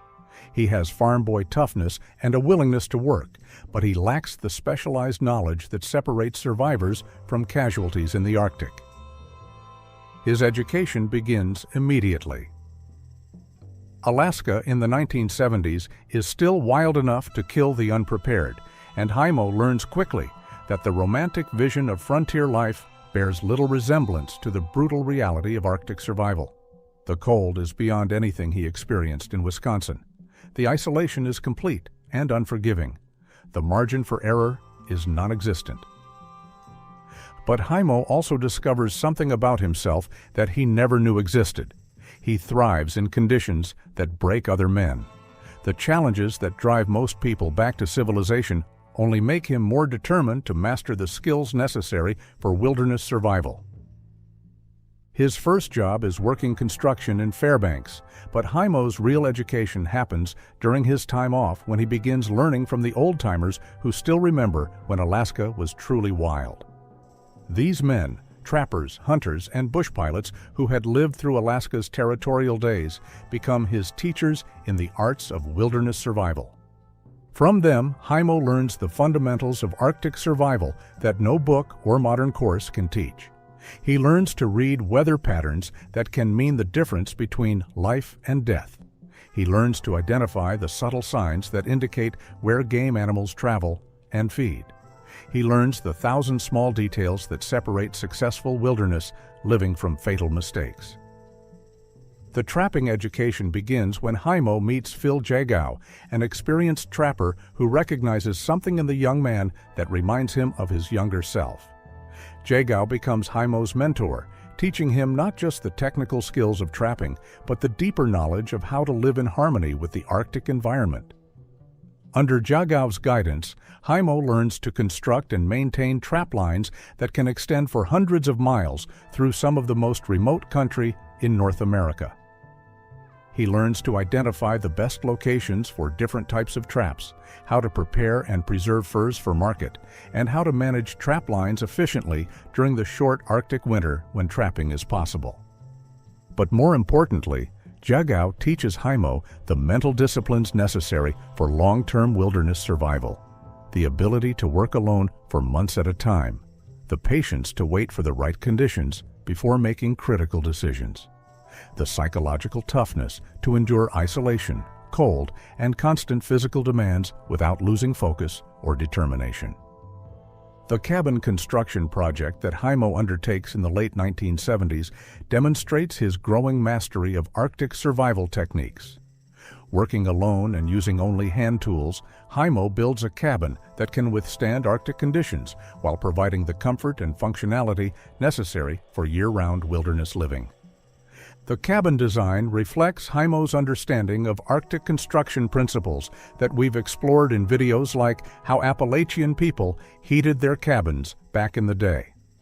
The foundation is built to prevent frost heaving. The walls are constructed with insulation techniques that can maintain interior warmth even when outside temperatures drop to 60 below zero. The roof is engineered to handle massive snow loads without collapse. But the real test of Heimo's cabin comes during his first winter alone in the wilderness. Cut off from all outside contact for months, dependent entirely on his own preparations and skills, Heimo faces the ultimate test of his wilderness education. The winter of 1979 to 1980 nearly kills him, but it also proves that he has mastered the skills necessary for independent Arctic survival. The food procurement and preservation techniques that Heimo develops during his early years demonstrate his understanding of the seasonal rhythms that govern Arctic survival. Unlike the lower 48, where food can be procured year-round, the Arctic offers only brief windows when hunting and fishing are productive. Heimo learns to maximize these opportunities and preserve enough food to sustain him through the long months when procurement is impossible. His hunting techniques combine traditional methods with practical innovations adapted for Arctic conditions. He learns to hunt caribou during their migrations, taking advantage of the brief periods when thousands of animals pass through his territory. He masters the techniques for processing and preserving large quantities of meat quickly before spoilage can occur in the brief Arctic summer. The fishing strategies Heimo develops take advantage of the short summer season when Arctic rivers and lakes are ice-free. He learns to identify the most productive fishing locations and the techniques that can provide maximum protein yield during the brief fishing season. His fish preservation methods ensure that summer fishing can provide protein throughout the winter months. By 1985, Heimo has completed his transformation from Wisconsin farm boy to accomplished Arctic survivor. He has mastered the skills necessary for independent wilderness living and proven his ability to survive alone in one of the harshest environments on Earth. But his real test is still ahead: the decision to make Arctic wilderness living his permanent lifestyle. Life in the Arctic National Wildlife Refuge, Building a Permanent Wilderness Home, 1985 to 2000. The helicopter disappears over the horizon, leaving Heimo and his wife Edna alone in the vast expanse of the Arctic National Wildlife Refuge. They are now the only permanent residents in an area larger than most states, with no roads, no neighbors, and no possibility of rescue if things go wrong. It's exactly what Heimo has been working toward for more than a decade. The Arctic National Wildlife Refuge represents the ultimate test of wilderness living skills. Established to preserve the last truly wild ecosystem in North America, the refuge allows no development, no roads, and no permanent structures except for a handful of grandfathered cabins, like the one Heimo has inherited from his mentor, Phil Jagow. Living in the refuge means accepting complete responsibility for your own survival. There are no safety nets, no backup systems, and no margin for error. Every decision has consequences, and every mistake could be fatal. It's the kind of environment that separates genuine wilderness survivors from weekend adventurers. Heimo's daily routine in the refuge reflects the seasonal rhythms that have governed Arctic survival for thousands of years. Summer is the season of preparation, hunting, fishing, gathering, and preparing for the long winter ahead. Fall is the season of final preparations and the beginning of the trapping season. Winter is the season of endurance, when survival depends entirely on the preparations made during the brief summer months. The trapping operation that Heimo develops in the refuge demonstrates his mastery of traditional fur harvesting techniques adapted for modern conditions. His trap lines extend for hundreds of miles through some of the most remote wilderness in North America, requiring weeks of travel by snowmobile, dog sled, and on foot to maintain properly. The trapline construction requires understanding of animal behavior, weather patterns, and wilderness navigation that takes years to master. Each trap must be positioned at locations where target animals travel regularly, but the locations must also be accessible during the harsh conditions of Arctic winter when trap checking is possible. Heimo's trapping techniques combine traditional methods with innovations he has developed through decades of experience. He uses both modern steel traps and traditional deadfall traps, depending on the target species and local conditions. His trap preparation and maintenance techniques ensure maximum effectiveness while minimizing the time and energy required for trapline maintenance. The fur preparation and preservation methods that Heimo has mastered represent skills that few modern Americans possess. Each fur must be skinned, cleaned, and prepared according to specific techniques that maximize its market value while preventing spoilage during the months between harvest and sale. But trapping is only one component of Heimo's survival strategy. The refuge's brief summer season requires intensive food procurement and preservation activities that will sustain him and Edna through the long winter months when hunting and fishing are impossible or unproductive. The caribou hunting that provides the foundation of Heimo's food security demonstrates his understanding of wildlife behavior and migration patterns that have remained unchanged for thousands of years.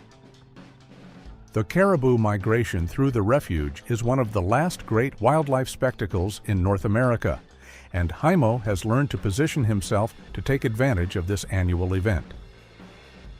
His caribou hunting techniques reflect the same efficiency and conservation principles that governed Native American hunting for centuries. He takes only what he needs, uses every part of the animal, and ensures that his hunting activities don't disrupt the migration patterns that are essential for the herd's long-term survival. The meat preservation methods that Heimo uses to process hundreds of pounds of caribou meat demonstrate techniques that we've explored in videos like How to Make Jerky in the Wilderness Like a Mountain Man. Working quickly in the brief Arctic summer, Heimo must process large quantities of meat before spoilage can occur, using smoking, drying, and freezing techniques that will preserve the meat for months. The fishing strategies that Heimo employs during the brief ice-free season take advantage of Arctic char, grayling, and other fish species that provide essential protein and variety in his wilderness diet. His fishing techniques are adapted for the short Arctic summer when fishing is productive, and his fish preservation methods ensure that summer fishing can contribute to winter food security. But perhaps Heimo's greatest achievement during this period is the development of a sustainable lifestyle that can continue indefinitely without outside support. Unlike survival situations that are temporary by nature, Heimo has created a permanent way of life that doesn't depend on modern infrastructure or supply chains. The energy systems that Heimo develops for his refuge cabin demonstrate his understanding of renewable energy principles adapted for Arctic conditions. Solar panels provide electricity during the brief summer months when daylight is continuous. Wind generators supplement solar power during the long winter nights. Wood heating provides warmth and cooking capability using renewable forest resources. The water procurement and treatment systems that Heimo creates ensure access to safe drinking water year-round, despite the challenges of Arctic conditions. Summer water comes from nearby streams and lakes. Winter water comes from melting snow and ice with purification techniques that ensure safety without requiring complex equipment or chemical additives. The waste management and sanitation systems that Heimo implements demonstrate his understanding of environmental responsibility in wilderness living.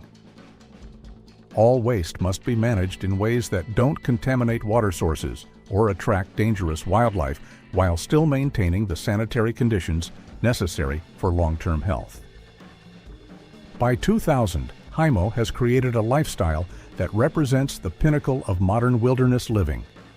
He has proven that it's still possible for Americans to live independently and sustainably in the wilderness, but only for those who possess the skills, knowledge, and determination that such a lifestyle demands. Tragedy and Resilience: Surviving Loss in the Wilderness, 2000 to 2010. The radio crackles to life in Heimo's cabin, bringing news that will test his wilderness resilience in ways he never imagined. His daughter Colleen, just 18 years old, has been killed in a car accident in Fairbanks. The wilderness that has been his sanctuary for decades suddenly becomes a prison that separates him from his family during their greatest crisis. The tragedy forces Heimo to confront the hidden costs of his chosen lifestyle. Living in the wilderness means accepting isolation not just from the conveniences of modern life, but from the support systems that help people cope with life's inevitable tragedies. When crisis strikes, wilderness dwellers face their challenges alone. Heimo's response to the tragedy demonstrates the psychological resilience that wilderness living demands. Rather than abandoning his lifestyle, he uses the wilderness itself as a source of healing and strength. The daily demands of survival provide structure and purpose during a time when grief threatens to overwhelm him. The memorial that Heimo creates for Colleen in the wilderness reflects his understanding of how to find meaning and healing in the natural world. Rather than a traditional cemetery marker, he creates a living memorial that becomes part of the landscape he and Colleen both loved. The memorial serves as a reminder that the wilderness can provide spiritual sustenance as well as physical survival. But the tragedy also forces Heimo to reevaluate his priorities and consider the impact of his lifestyle choices on his family. Living in the wilderness means asking family members to accept the risks and isolation that such a lifestyle entails. The death of his daughter raises questions about whether those risks are justified. Heimo's decision to continue his wilderness lifestyle, despite the tragedy, demonstrates his belief that the benefits of wilderness living outweigh the costs. But he also makes changes that reflect his growing understanding of the importance of family connections and the need to balance wilderness independence with family responsibilities. The communication improvements that Heimo implements during this period reflect his recognition that complete isolation is no longer sustainable for his family's emotional well-being. Satellite phones and internet connections allow him to maintain contact with family members while still preserving the essential elements of his wilderness lifestyle. The transportation modifications that Heimo makes to his wilderness operations reflect his need to travel to civilization more frequently for family obligations while still maintaining his primary residence in the wilderness. Improved aircraft access and more reliable transportation equipment allow him to balance wilderness living with family responsibilities. But perhaps most importantly, the tragedy teaches Heimo about the importance of sharing his knowledge and experience with others who might benefit from understanding what wilderness living can offer. He begins to open his life to documentary filmmakers and writers who can help preserve and share the knowledge he has accumulated through decades of wilderness experience. The documentary projects that feature Heimo during this period provide unprecedented insight into the realities of modern wilderness living. Unlike the romanticized portrayals of wilderness life that dominate popular media, these documentaries show both the rewards and the costs of choosing to live independently in the wilderness. Heimo's willingness to share his story reflects his understanding that the knowledge and skills he has mastered represent a valuable resource that shouldn't be lost. As one of the last Americans living a truly independent wilderness lifestyle, he serves as a living link to the frontier traditions that shaped American character and culture. The teaching and mentoring activities that Heimo begins during this period demonstrate his commitment to preserving wilderness skills and knowledge for future generations.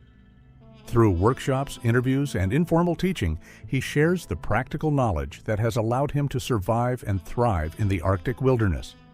But Heimo is also realistic about the challenges and limitations of wilderness living.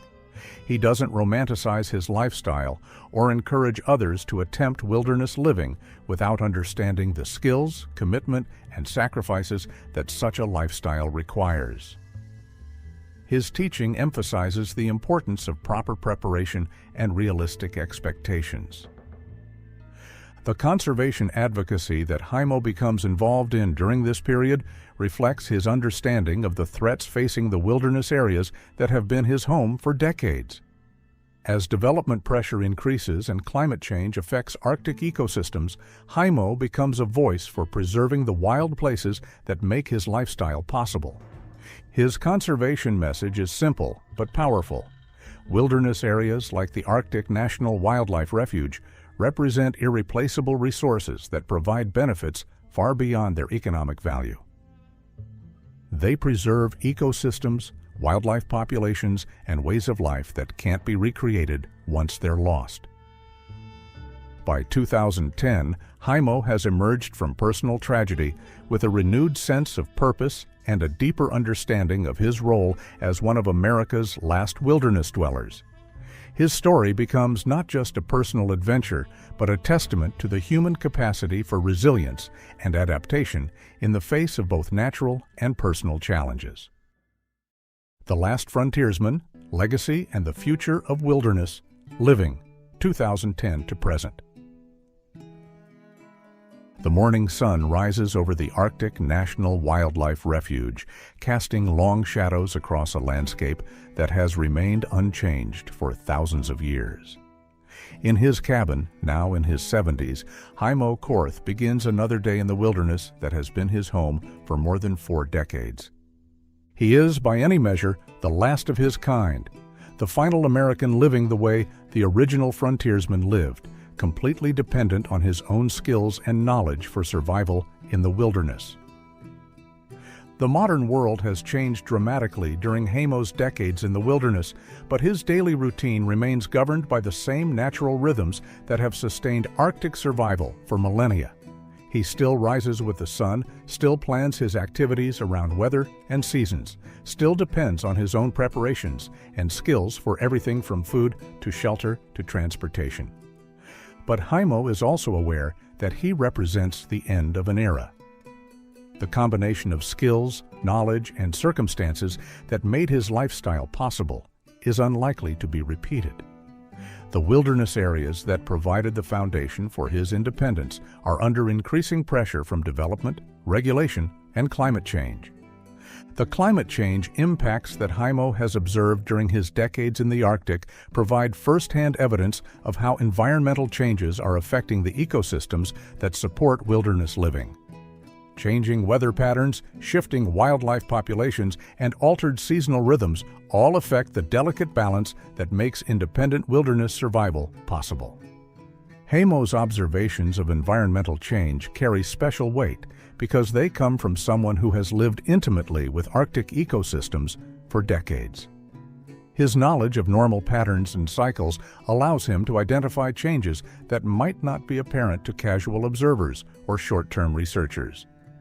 But Heimo's response to environmental change demonstrates the adaptability that has characterized his entire wilderness career.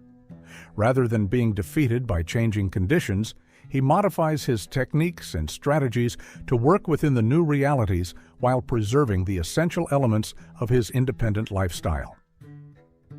The technological adaptations that Heimo has incorporated into his wilderness lifestyle reflect his pragmatic approach to balancing independence with practicality.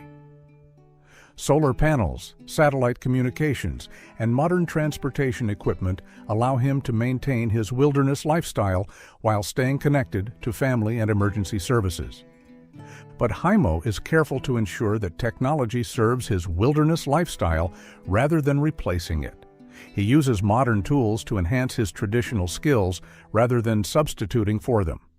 His approach demonstrates how technology can support wilderness independence without undermining the self-reliance that makes such independence meaningful. The knowledge preservation activities that have become increasingly important to Heimo during his later years reflect his understanding that the skills and experience he has accumulated represent a valuable resource that shouldn't be lost. Through books, documentaries, and interviews, he shares the practical knowledge that has sustained him through decades of wilderness living. Heimo's teaching emphasizes the importance of understanding both the rewards and the costs of wilderness living. He doesn't romanticize his lifestyle or encourage others to attempt wilderness living without proper preparation and realistic expectations. His message is that wilderness independence is possible, but requires complete commitment and mastery of essential skills.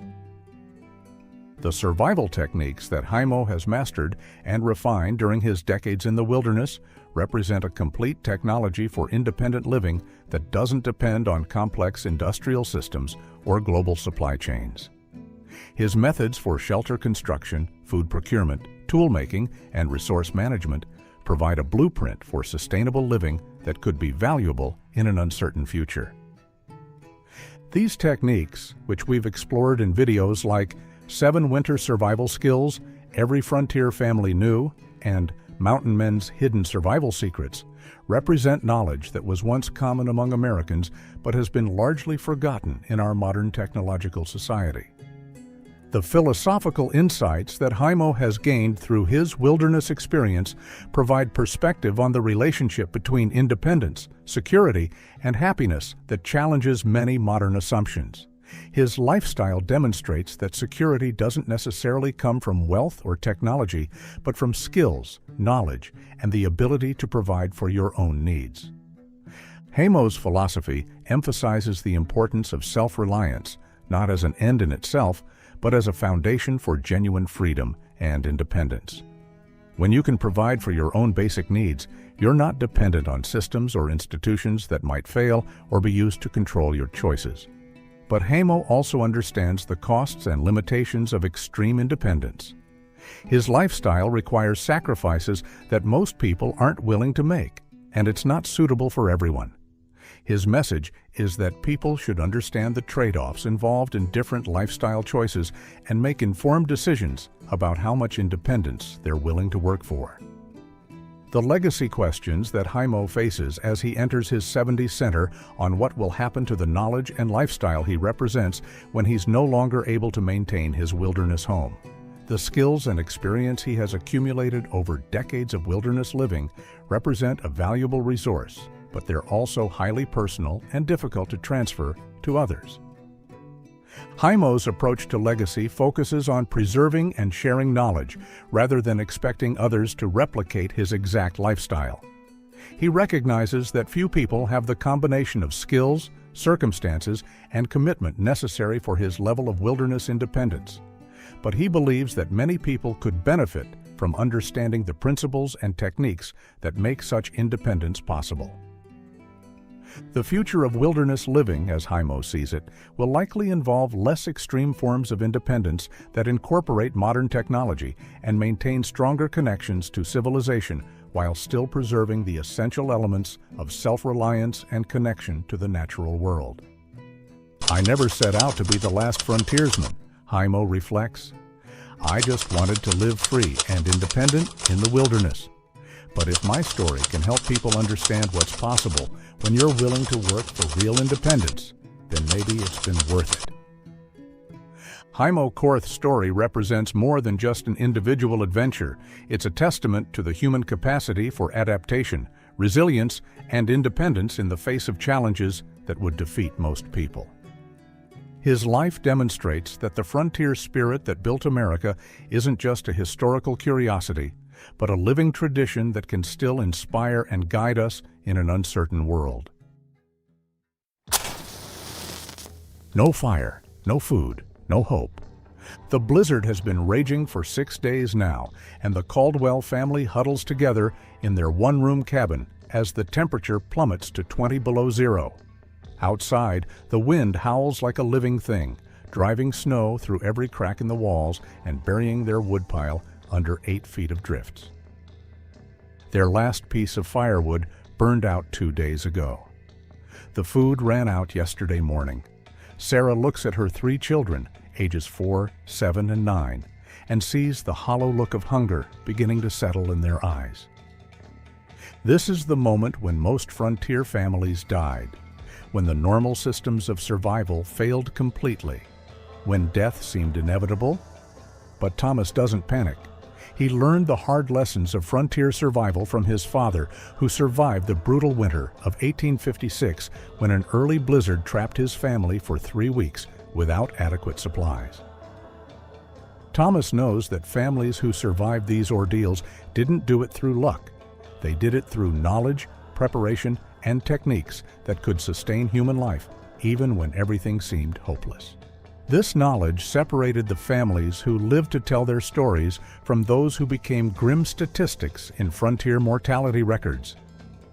When the normal systems of survival failed, when the fire went out and the food ran out, experienced frontier families had backup systems that could keep them alive for weeks using nothing but their knowledge and whatever materials they could find. The ability to survive without fire or food wasn't just about enduring hardship. It was about understanding human physiology, recognizing emergency food sources, creating heat without fuel, and maintaining hope when death seemed inevitable. How did frontier families generate life-sustaining heat without fire or fuel? What emergency food sources could they find even in the depths of winter? Which survival techniques could sustain entire families for weeks when their normal systems failed? And how did they maintain the psychological strength needed to survive when hope seemed lost? Today, we're exploring the desperate but ingenious methods that frontier families used to survive weeks without food or fire. Techniques that saved thousands of lives during the most brutal periods in American frontier history. My name is Sam, and this is Wild America. The survival of frontier families during extreme deprivation required a combination of physiological knowledge, resource identification, improvisation skills, and psychological resilience that went far beyond normal pioneer capabilities. These techniques represented the difference between life and death when normal survival systems completely failed. Body heat conservation, creating warmth without fire or fuel. Thomas Caldwell gathers his family into the smallest room of their cabin and begins implementing the heat conservation techniques that his father taught him. Every action is deliberate, every decision based on understanding how the human body generates, retains, and loses heat in extreme conditions. The first priority is creating a microenvironment that can trap and amplify the family's natural body heat.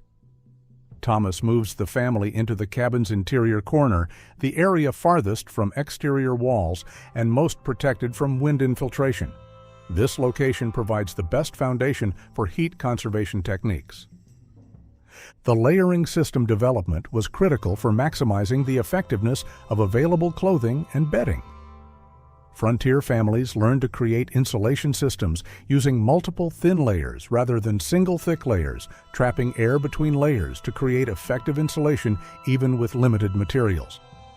The shared body heat techniques took advantage of the fact that multiple people could generate more heat together than individually. Families learned to sleep in close physical contact, sharing body heat through direct skin contact and shared breathing spaces that warmed the air they breathed. The breathing heat recovery methods captured and reused the heat from exhaled breath. Families learned to create enclosed spaces around their heads and upper bodies that trapped warm exhaled air, creating warmer microclimates that could raise the effective temperature by several degrees. The insulation material improvisation used whatever materials were available to create effective insulation barriers. Clothing, bedding, paper, straw, and even animal hair could be used to create insulation layers that trapped body heat and prevented heat loss to the environment. The shelter modification techniques reduced the volume of space that needed to be heated by body heat alone. Families learned to create smaller enclosed spaces within their cabins, using blankets, clothing, and furniture to create heat-retaining enclosures that concentrated their body heat. The activity and exercise protocols generated additional body heat through controlled physical activity. Families learned to perform exercises and movements that increased circulation and heat generation without consuming excessive energy or causing sweating that could lead to dangerous heat loss. The circulation maintenance techniques prevented frostbite and hypothermia by keeping blood flowing to extremities. Families learned massage techniques, movement patterns, and positioning methods that maintained circulation even during extended periods of cold exposure. The clothing management strategies maximized the heat retention properties of available clothing. This included techniques for drying wet clothing using body heat, creating additional insulation layers, and managing clothing to prevent heat loss while maintaining mobility and function. The sleep positioning methods optimized heat sharing and retention during rest periods. Families learned specific sleeping arrangements and positions that maximize shared body heat while ensuring that everyone could rest effectively despite cold conditions. The psychological heat techniques used mental strategies to help family members cope with cold and maintain the will to survive. Understanding that much of cold tolerance was psychological, experienced families used storytelling, singing, and other mental activities to distract from discomfort and maintain morale. The emergency warming protocols provided techniques for rewarming family members who showed signs of hypothermia or frostbite. These techniques used shared body heat and specific warming methods that could reverse dangerous cooling without access to external heat sources. The duration management strategies helped families pace their heat conservation efforts over extended periods. Understanding that these techniques required energy and attention, families learned to manage their efforts to maintain effectiveness over days or weeks of cold exposure. By 1860, frontier families had developed sophisticated heat conservation techniques that could sustain life even during extended periods without fire or fuel. These methods represented a deep understanding of human physiology and heat transfer principles that could mean the difference between survival and death during extreme weather events. Emergency food procurement, finding sustenance. When stores are empty. With the immediate heat crisis managed, Thomas turns his attention to the equally critical problem of finding food for his family. The normal food stores are exhausted, but he knows that even in the depths of winter, emergency food sources exist for those who know where to look and how to prepare them safely. Emergency food procurement during frontier crises required understanding which materials could provide essential nutrition, how to prepare potentially dangerous food safely, and how to maximize the nutritional value of minimal food sources. These techniques could sustain families for weeks when normal food supplies were exhausted. The bark and cambium harvesting techniques provided carbohydrates and some nutrients from tree bark.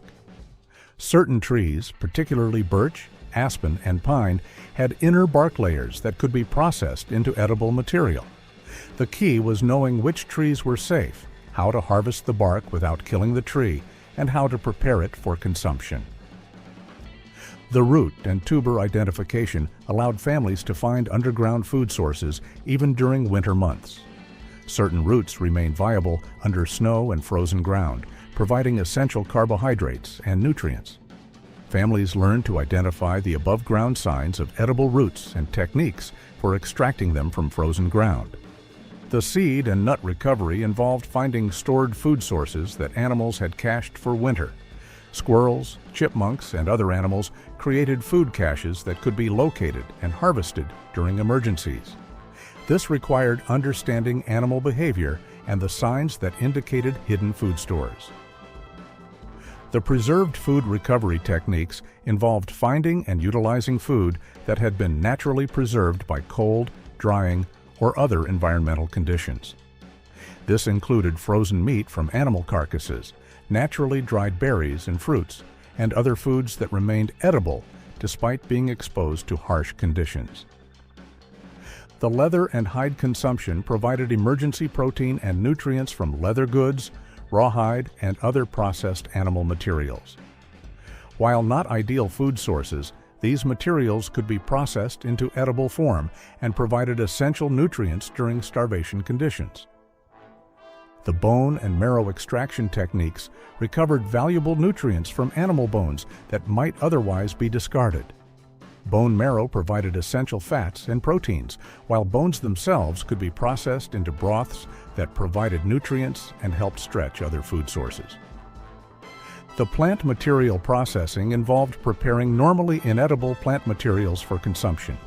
This included techniques for removing toxins from potentially poisonous plants, processing fibrous plant materials to extract nutrients, and preparing plant materials to maximize their nutritional value. The portion control and rationing strategies maximized the survival value of limited food sources. Families learned to distribute small amounts of food to maintain energy and morale while stretching supplies over extended periods. This required understanding human nutritional needs and the psychology of hunger. The preparation and cooking techniques made emergency foods more palatable and digestible. Even without fire, families could use body heat, solar heating, and other methods to warm and prepare foods.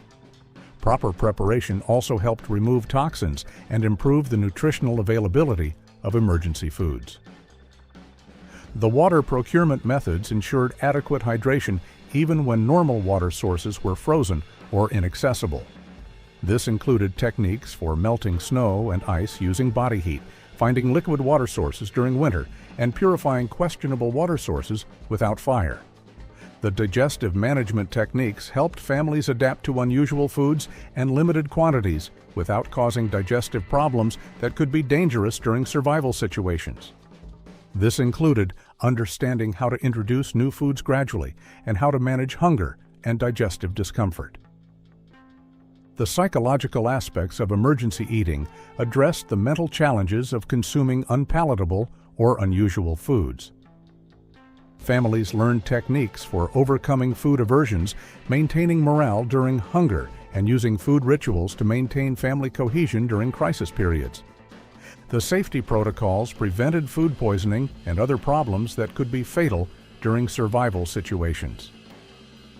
Families learned to identify dangerous foods, test unknown foods safely, and recognize signs of food-related illness that required immediate attention. By 1880, frontier families had developed comprehensive emergency food procurement systems that could sustain life even when normal food sources were completely exhausted. These techniques represented detailed knowledge of local ecosystems and human nutrition that could provide the margin of survival during the most desperate circumstances. Shelter optimization, maximizing protection without external heat sources. As the third day without fire stretches into evening, Thomas focuses on optimizing their shelter to provide maximum protection from the elements using only the materials available within their cabin. Every modification is designed to create warmer microclimates and reduce heat loss without requiring external fuel sources. Shelter optimization during extreme conditions required understanding heat transfer, air movement, and insulation principles that could be applied using only materials available in typical frontier homes. These techniques could dramatically improve survival conditions even without fire or fuel. The draft elimination process involved identifying and sealing every source of cold air infiltration. Families learned to use clothing, bedding, paper, and other materials to seal cracks, gaps, and other openings that allowed cold air to enter their living space. Even small drafts could significantly reduce the effectiveness of body heat conservation. The space reduction techniques created smaller areas that could be heated more effectively by body heat alone. Families learned to use furniture, blankets, and other materials to create enclosed spaces within larger rooms, concentrating their body heat in areas small enough to be warmed by human heat generation. The insulation barrier construction involved creating additional insulation layers on walls, floors, and ceilings using available materials. Clothing, bedding, straw, paper, and other materials could be used to create insulation barriers that reduced heat loss to the exterior environment. The floor insulation methods prevented heat loss to cold floors and ground. Families learned to create insulation layers using rugs, clothing, straw, and other materials that provided barriers between their bodies and cold surfaces that could rapidly drain body heat. The sealing heat retention techniques prevented warm air from escaping through roof areas. Understanding that warm air rises, families learned to create barriers and enclosures that trapped warm air at human level rather than allowing it to escape to unused upper areas of their shelters. The wind barrier creation protected living areas from wind-driven cold air infiltration. Families learned to position furniture, hang blankets, and create other barriers that deflected cold air currents and created calm air zones where body heat could be more effective. The moisture management techniques prevented condensation and humidity problems that could reduce insulation effectiveness and create dangerous conditions. Families learned to manage breathing moisture, prevent ice formation, and maintain dry conditions that preserve the effectiveness of insulation materials. The ventilation balance maintained adequate air quality while minimizing heat loss. Families learned to provide just enough ventilation to prevent carbon dioxide buildup and maintain breathable air while minimizing the loss of warm air to the exterior environment. The furniture arrangement optimization created more effective heat retention and living arrangements. Families learned to position beds, chairs, and other furniture to create heat-retaining enclosures, block cold air currents, and maximize the effectiveness of shared body heat. The bedding and clothing management maximized the insulation value of available textiles. This included techniques for layering bedding, sharing blankets effectively, and using clothing as additional insulation material while maintaining enough clothing for daily wear. The emergency heating techniques used non-fuel heat sources to provide additional warmth. This included using heated stones that had absorbed solar heat during the day, creating heat through friction, and using chemical heat sources like lime or other materials that generated heat through chemical reactions. The psychological comfort measures maintained morale and hope during extended shelter confinement. Families learned to create comfortable and organized living spaces that supported mental health and family cohesion during extended periods of confinement in small spaces. The health and hygiene maintenance ensured that families remained healthy during extended shelter periods. This included techniques for maintaining cleanliness, managing waste, and preventing illness that could be dangerous when medical help was not available. By 1890, frontier families had developed sophisticated shelter optimization techniques that could create livable conditions even during extended periods without external heat sources. These methods represented a deep understanding of building science and human comfort that could sustain families through the most severe weather conditions. Psychological survival, maintaining hope and family cohesion during crisis. On the seventh day without fire or adequate food, Thomas recognizes that the greatest threat to his family's survival may not be cold or hunger, but despair. He has seen families with adequate physical resources die because they lost the will to fight, while others survived impossible odds through sheer determination and mutual support. Psychological survival during extreme hardship required understanding human psychology, family dynamics, and leadership techniques that could maintain morale and cooperation when physical conditions seemed hopeless. These skills were often the deciding factor between families that survived and those that didn't. The leadership establishment created clear authority and decision-making structures that prevented panic and confusion during crisis situations. Families learned that survival required strong leadership that could make difficult decisions, maintain discipline, and provide direction when circumstances were chaotic and frightening. The routine maintenance preserved normal family structures and activities even during extreme conditions. Families learned to maintain regular schedules, continue educational activities for children, and preserve normal social interactions that provided psychological stability during crisis periods. The hope preservation techniques maintained optimism and future orientation even when conditions seemed hopeless. Families learned to focus on positive outcomes, plan for survival and recovery, and maintain belief in their ability to overcome current challenges through persistence and effort. The fear management strategies helped family members cope with terror and anxiety that could paralyze decision-making and action. Families learned techniques for acknowledging fear while preventing it from overwhelming rational thought and effective action during survival situations. The conflict resolution methods prevented family disputes and tensions from undermining survival efforts. Families learned to manage disagreements, maintain cooperation, and resolve conflicts quickly before they could damage family cohesion during critical periods. The storytelling and distraction techniques provided mental escape and entertainment that helped family members cope with discomfort and boredom during extended confinement. Families learned to use stories, songs, games, and other activities to maintain morale and provide psychological relief from survival stress. The goal-setting and planning activities gave family members concrete objectives and future orientation that maintained motivation and hope. Families learned to set achievable short-term goals and plan for long-term recovery that provided purpose and direction during survival ordeals. The mutual support systems ensured that all family members received emotional support and encouragement during difficult periods. Families learned to recognize signs of despair and depression and to provide the emotional support needed to maintain everyone's will to survive. The spiritual and religious practices provided comfort and meaning during extreme hardship. Many families found that prayer, religious rituals, and spiritual beliefs provided strength and hope that sustained them through conditions that seemed beyond human endurance. The communication techniques maintained open dialogue and emotional connection between family members. Families learned to encourage expression of fears and concerns while maintaining positive communication that supported rather than undermined survival efforts. The celebration and gratitude practices found positive elements even in desperate situations. Families learned to celebrate small victories, express gratitude for what they had, and find moments of joy and connection even during the most difficult circumstances.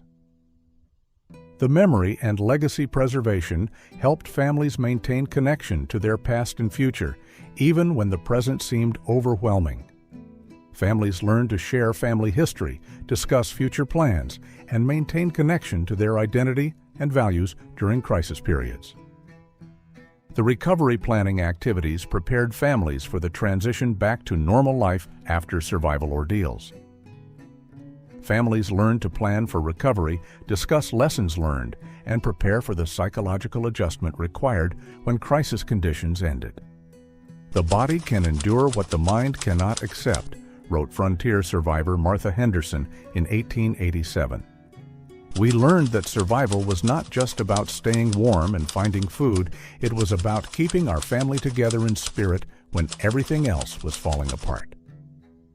The families that survived were not necessarily the strongest or the best prepared, but the ones who refused to give up on each other. The techniques we've explored in videos like How Frontier Families Survived the Coldest Nights in the Wilderness and 7 Winter Survival Skills Every Frontier Family Knew demonstrate that the knowledge and skills developed by frontier families represent a complete system for surviving extreme hardship that goes far beyond physical techniques to include the psychological and social elements essential for human survival. The survival capabilities developed by frontier families prove that with knowledge, determination, and mutual support, families can survive conditions that seem impossible to endure. These techniques represent the ultimate test of human resilience and demonstrate that the bonds of family and community can provide the strength needed to overcome almost any challenge. The legacy of frontier family survival extends far beyond its historical importance. In an age of increasing uncertainty and potential crisis, the ability to maintain family cohesion and hope during extreme hardship represents valuable knowledge that remains relevant for anyone who values family resilience and preparedness. Deep in the Idaho wilderness, where the Salmon River cuts through granite canyons and civilization is just a memory, lived a man who refused to surrender to the modern world. His name was Sylvan Hart, but the world knew him as Buckskin Bill, the last true mountain man in America. While the rest of the country embraced automobiles, electricity, and indoor plumbing, Bill chose a different path. He walked away from civilization in 1932 and never looked back. For 48 years, he lived completely off the grid in one of the most remote locations in the continental United States. No roads, no neighbors, no contact with the outside world except when absolutely necessary. He built his own cabin with hand tools. He hunted his own food with primitive weapons. He made his own clothes from animal hides. He lived exactly as the mountain men of the 1800s had lived, but he did it in the 20th century. This wasn't a weekend camping trip or a temporary escape from modern life. This was a complete rejection of everything the modern world represented. A conscious choice to live as his ancestors had lived, using only the skills and knowledge that had sustained wilderness survivors for centuries. But what drove a man to abandon civilization completely?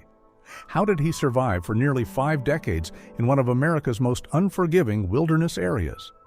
And what can his extraordinary life teach us about self-reliance, independence, and the price of living free? Today, we're exploring the remarkable story of Buckskin Bill, a man who proved that the old ways weren't just history, but a viable alternative to modern life for those brave enough to choose them. My name is Sam, and this is Wild America. Sylvan Hart was born in 1906 in Kansas, but his heart belonged to the wilderness from the very beginning.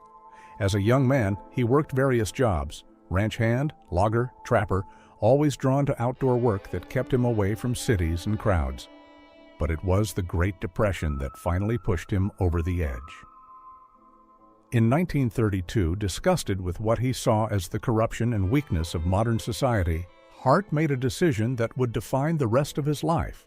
He would walk away from civilization completely and live as the mountain men had lived a century before. The Great Escape, Building a Life in the Wilderness, 1932 to 1945. The morning mist rises from the Salmon River as Sylvan Hart shoulders his pack for the last time as a civilized man. Behind him lies everything he's ever known: roads, towns, people, the entire modern world. Ahead lies the most remote wilderness in Idaho, a place so isolated that even the Native Americans had used it only as a hunting ground. He's 26 years old, strong as an ox, and completely determined to prove that a man can still live free in America if he's willing to pay the price. The hike into his chosen territory takes 3 days through country that would challenge experienced backpackers. Hart carries everything he needs to start his new life: basic tools, a rifle, some ammunition, and the knowledge he's accumulated from years of outdoor work.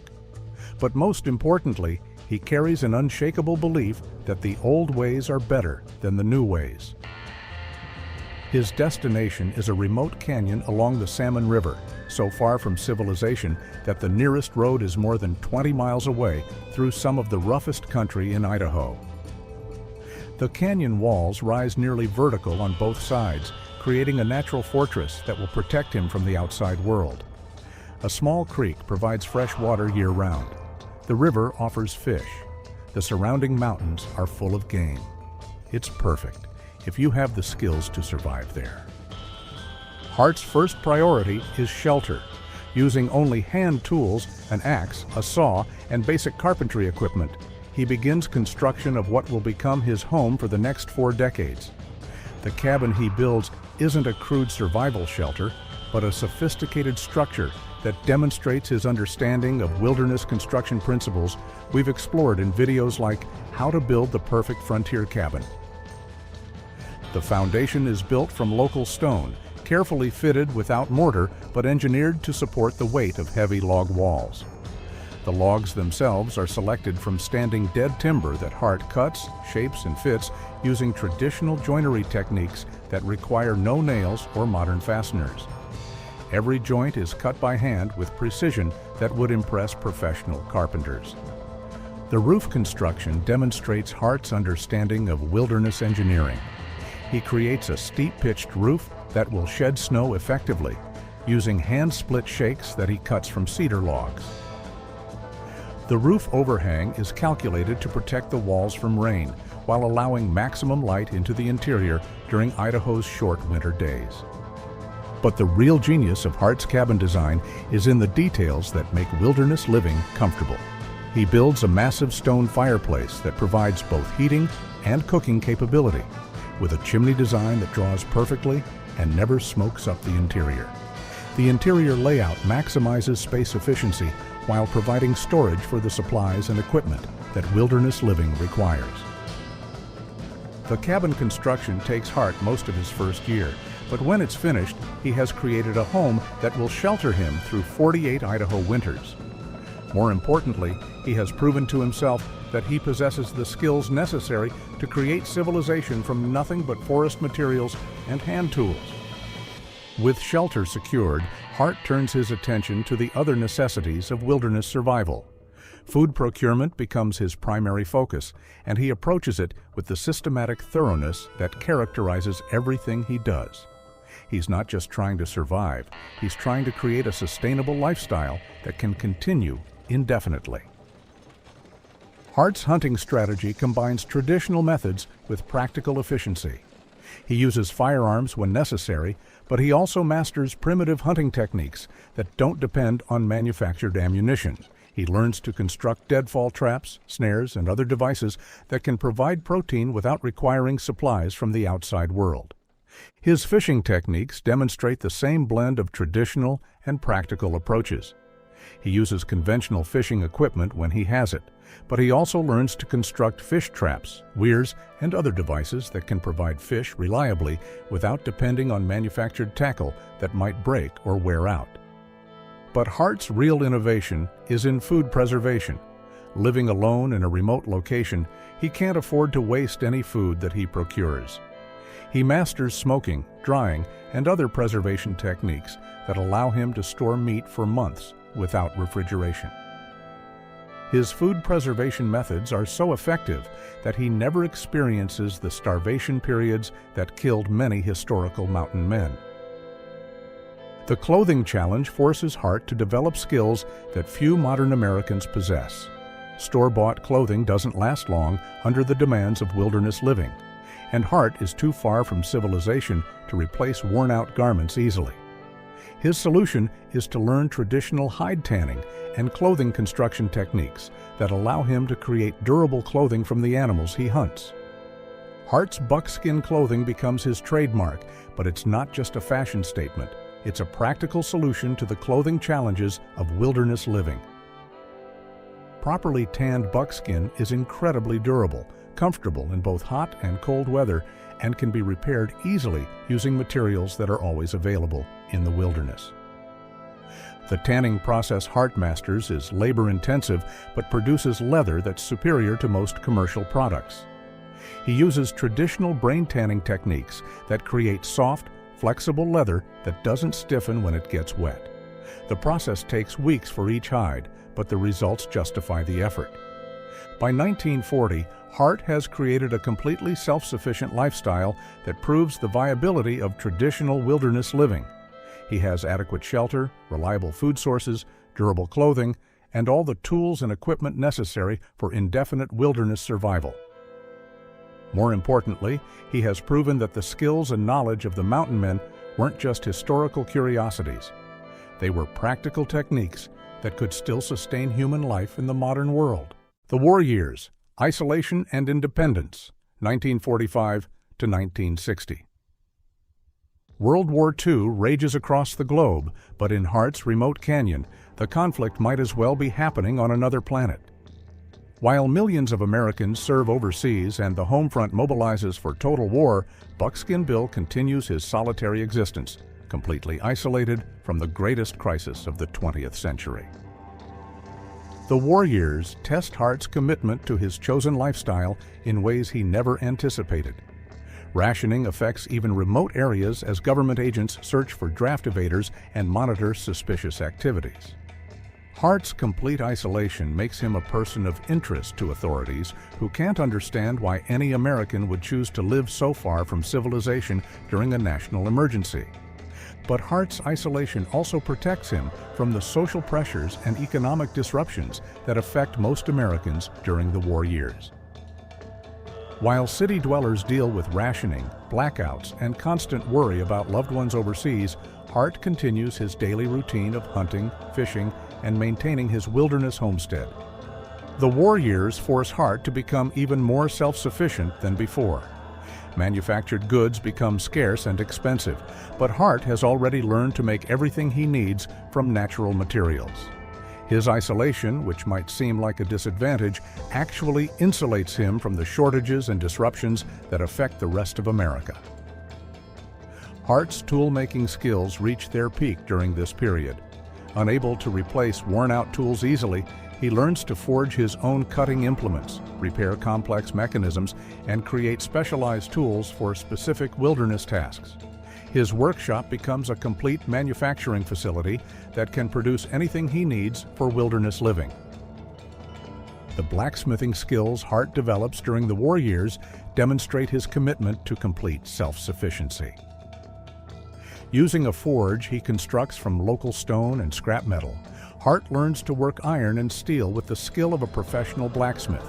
He makes his own knives, axe, and other cutting tools that perform better than most commercial equivalents. But Hart's real achievement during the war years is the development of a sustainable economic system that allows him to acquire the few manufactured goods he can't make himself. He develops a network of contacts in nearby towns who will trade essential supplies for the furs, hides, and other wilderness products that Hart can provide. This trading system allows Hart to maintain his isolation while still having access to ammunition, salt, and other manufactured necessities that even the most skilled mountain man can't produce in the wilderness. But the trading is done on Hart's terms. He comes to town only when necessary, conducts his business quickly, and returns to his wilderness home as soon as possible. The post-war years bring new challenges as America enters the prosperity of the 1950s. The country that Hart rejected in 1932 has become even more modern, more urban, and more dependent on technology. The gap between Hart's lifestyle and mainstream American life continues to widen, but Hart shows no interest in rejoining the modern world. Instead, Hart uses the post-war years to refine and perfect the wilderness lifestyle he has created. His cabin undergoes continuous improvements as Hart adds new features and capabilities that make wilderness living more comfortable and efficient. He builds additional outbuildings for specific purposes: a smokehouse for food preservation, a workshop for tool making, storage buildings for supplies and equipment. Hart's garden development during this period demonstrates his understanding of wilderness agriculture. In the short growing season and challenging soil conditions of his remote location, Hart learns to grow vegetables and herbs that can supplement his diet of wild game and fish.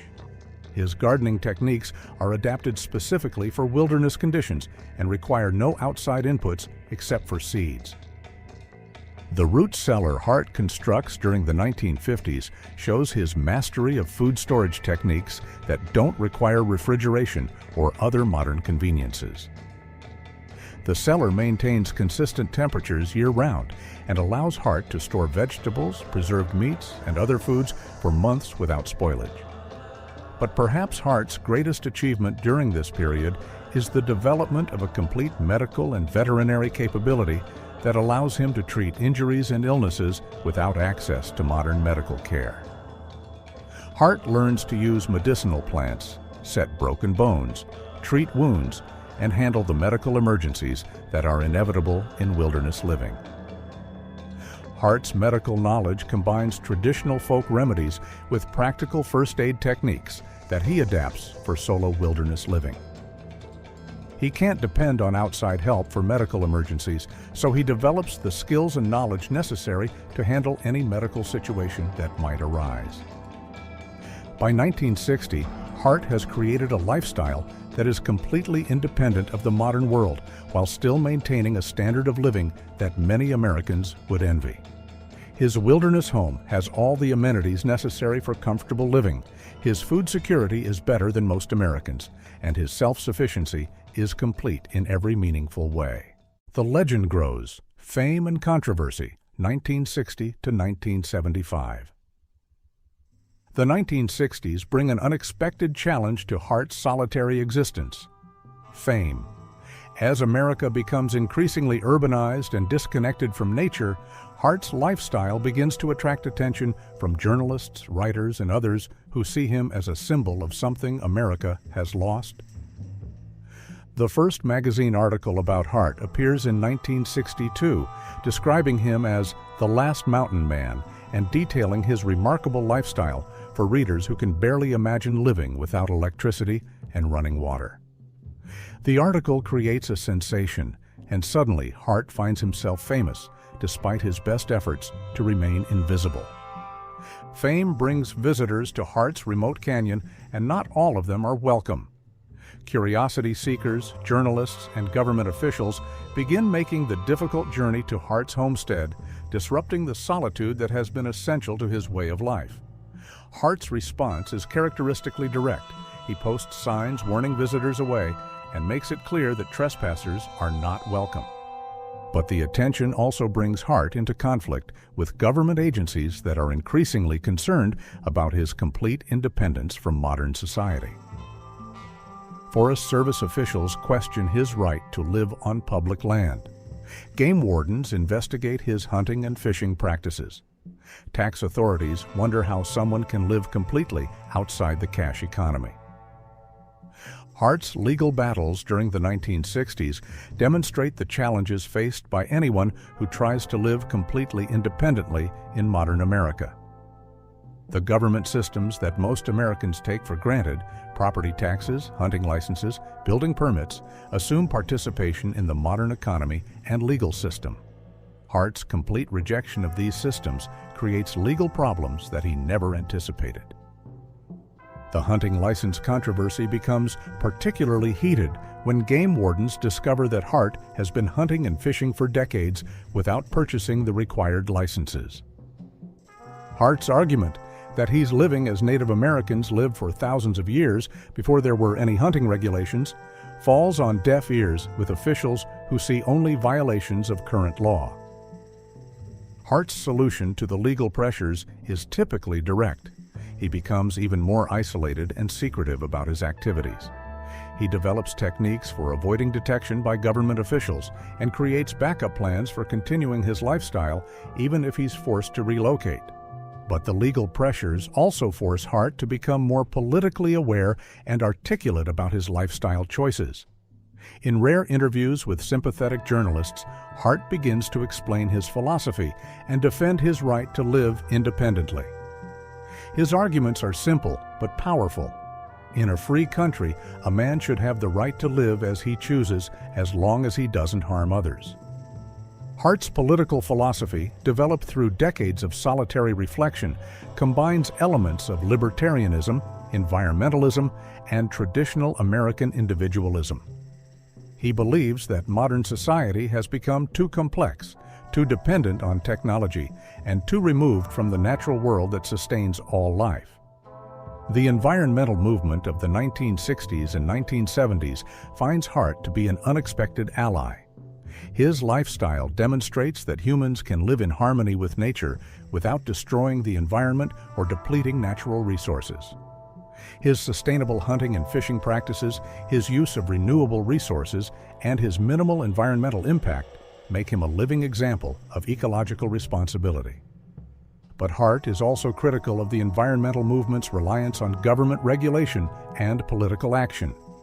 His approach to environmental protection is personal and direct. Live simply, use only what you need, and take responsibility for your own impact on the natural world.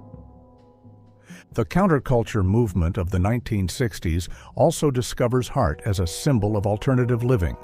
But Hart has little patience for hippies and back-to-the-land enthusiasts who lack the skills and commitment necessary for true wilderness living.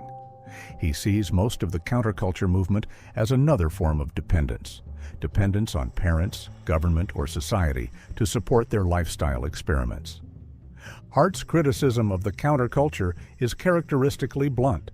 If you want to live independently, learn the skills necessary for independence and commit to the lifestyle completely.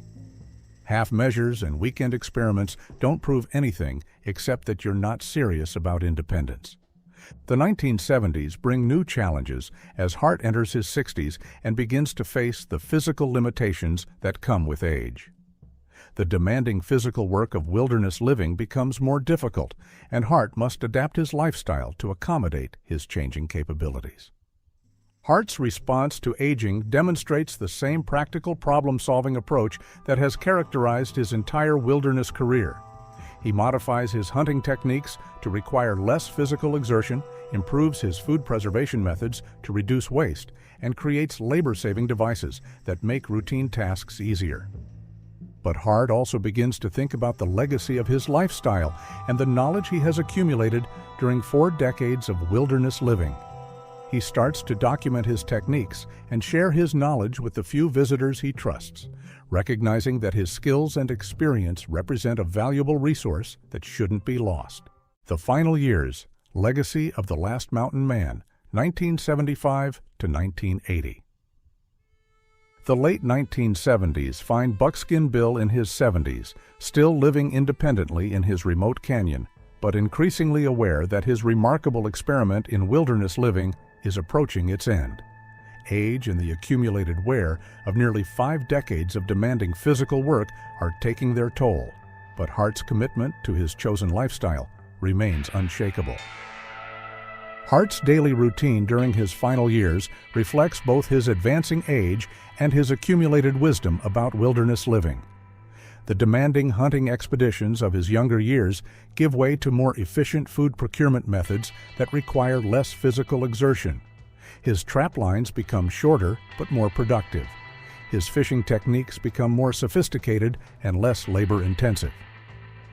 The improvements Hart makes to his homestead during his final years demonstrate a lifetime of accumulated knowledge about wilderness living.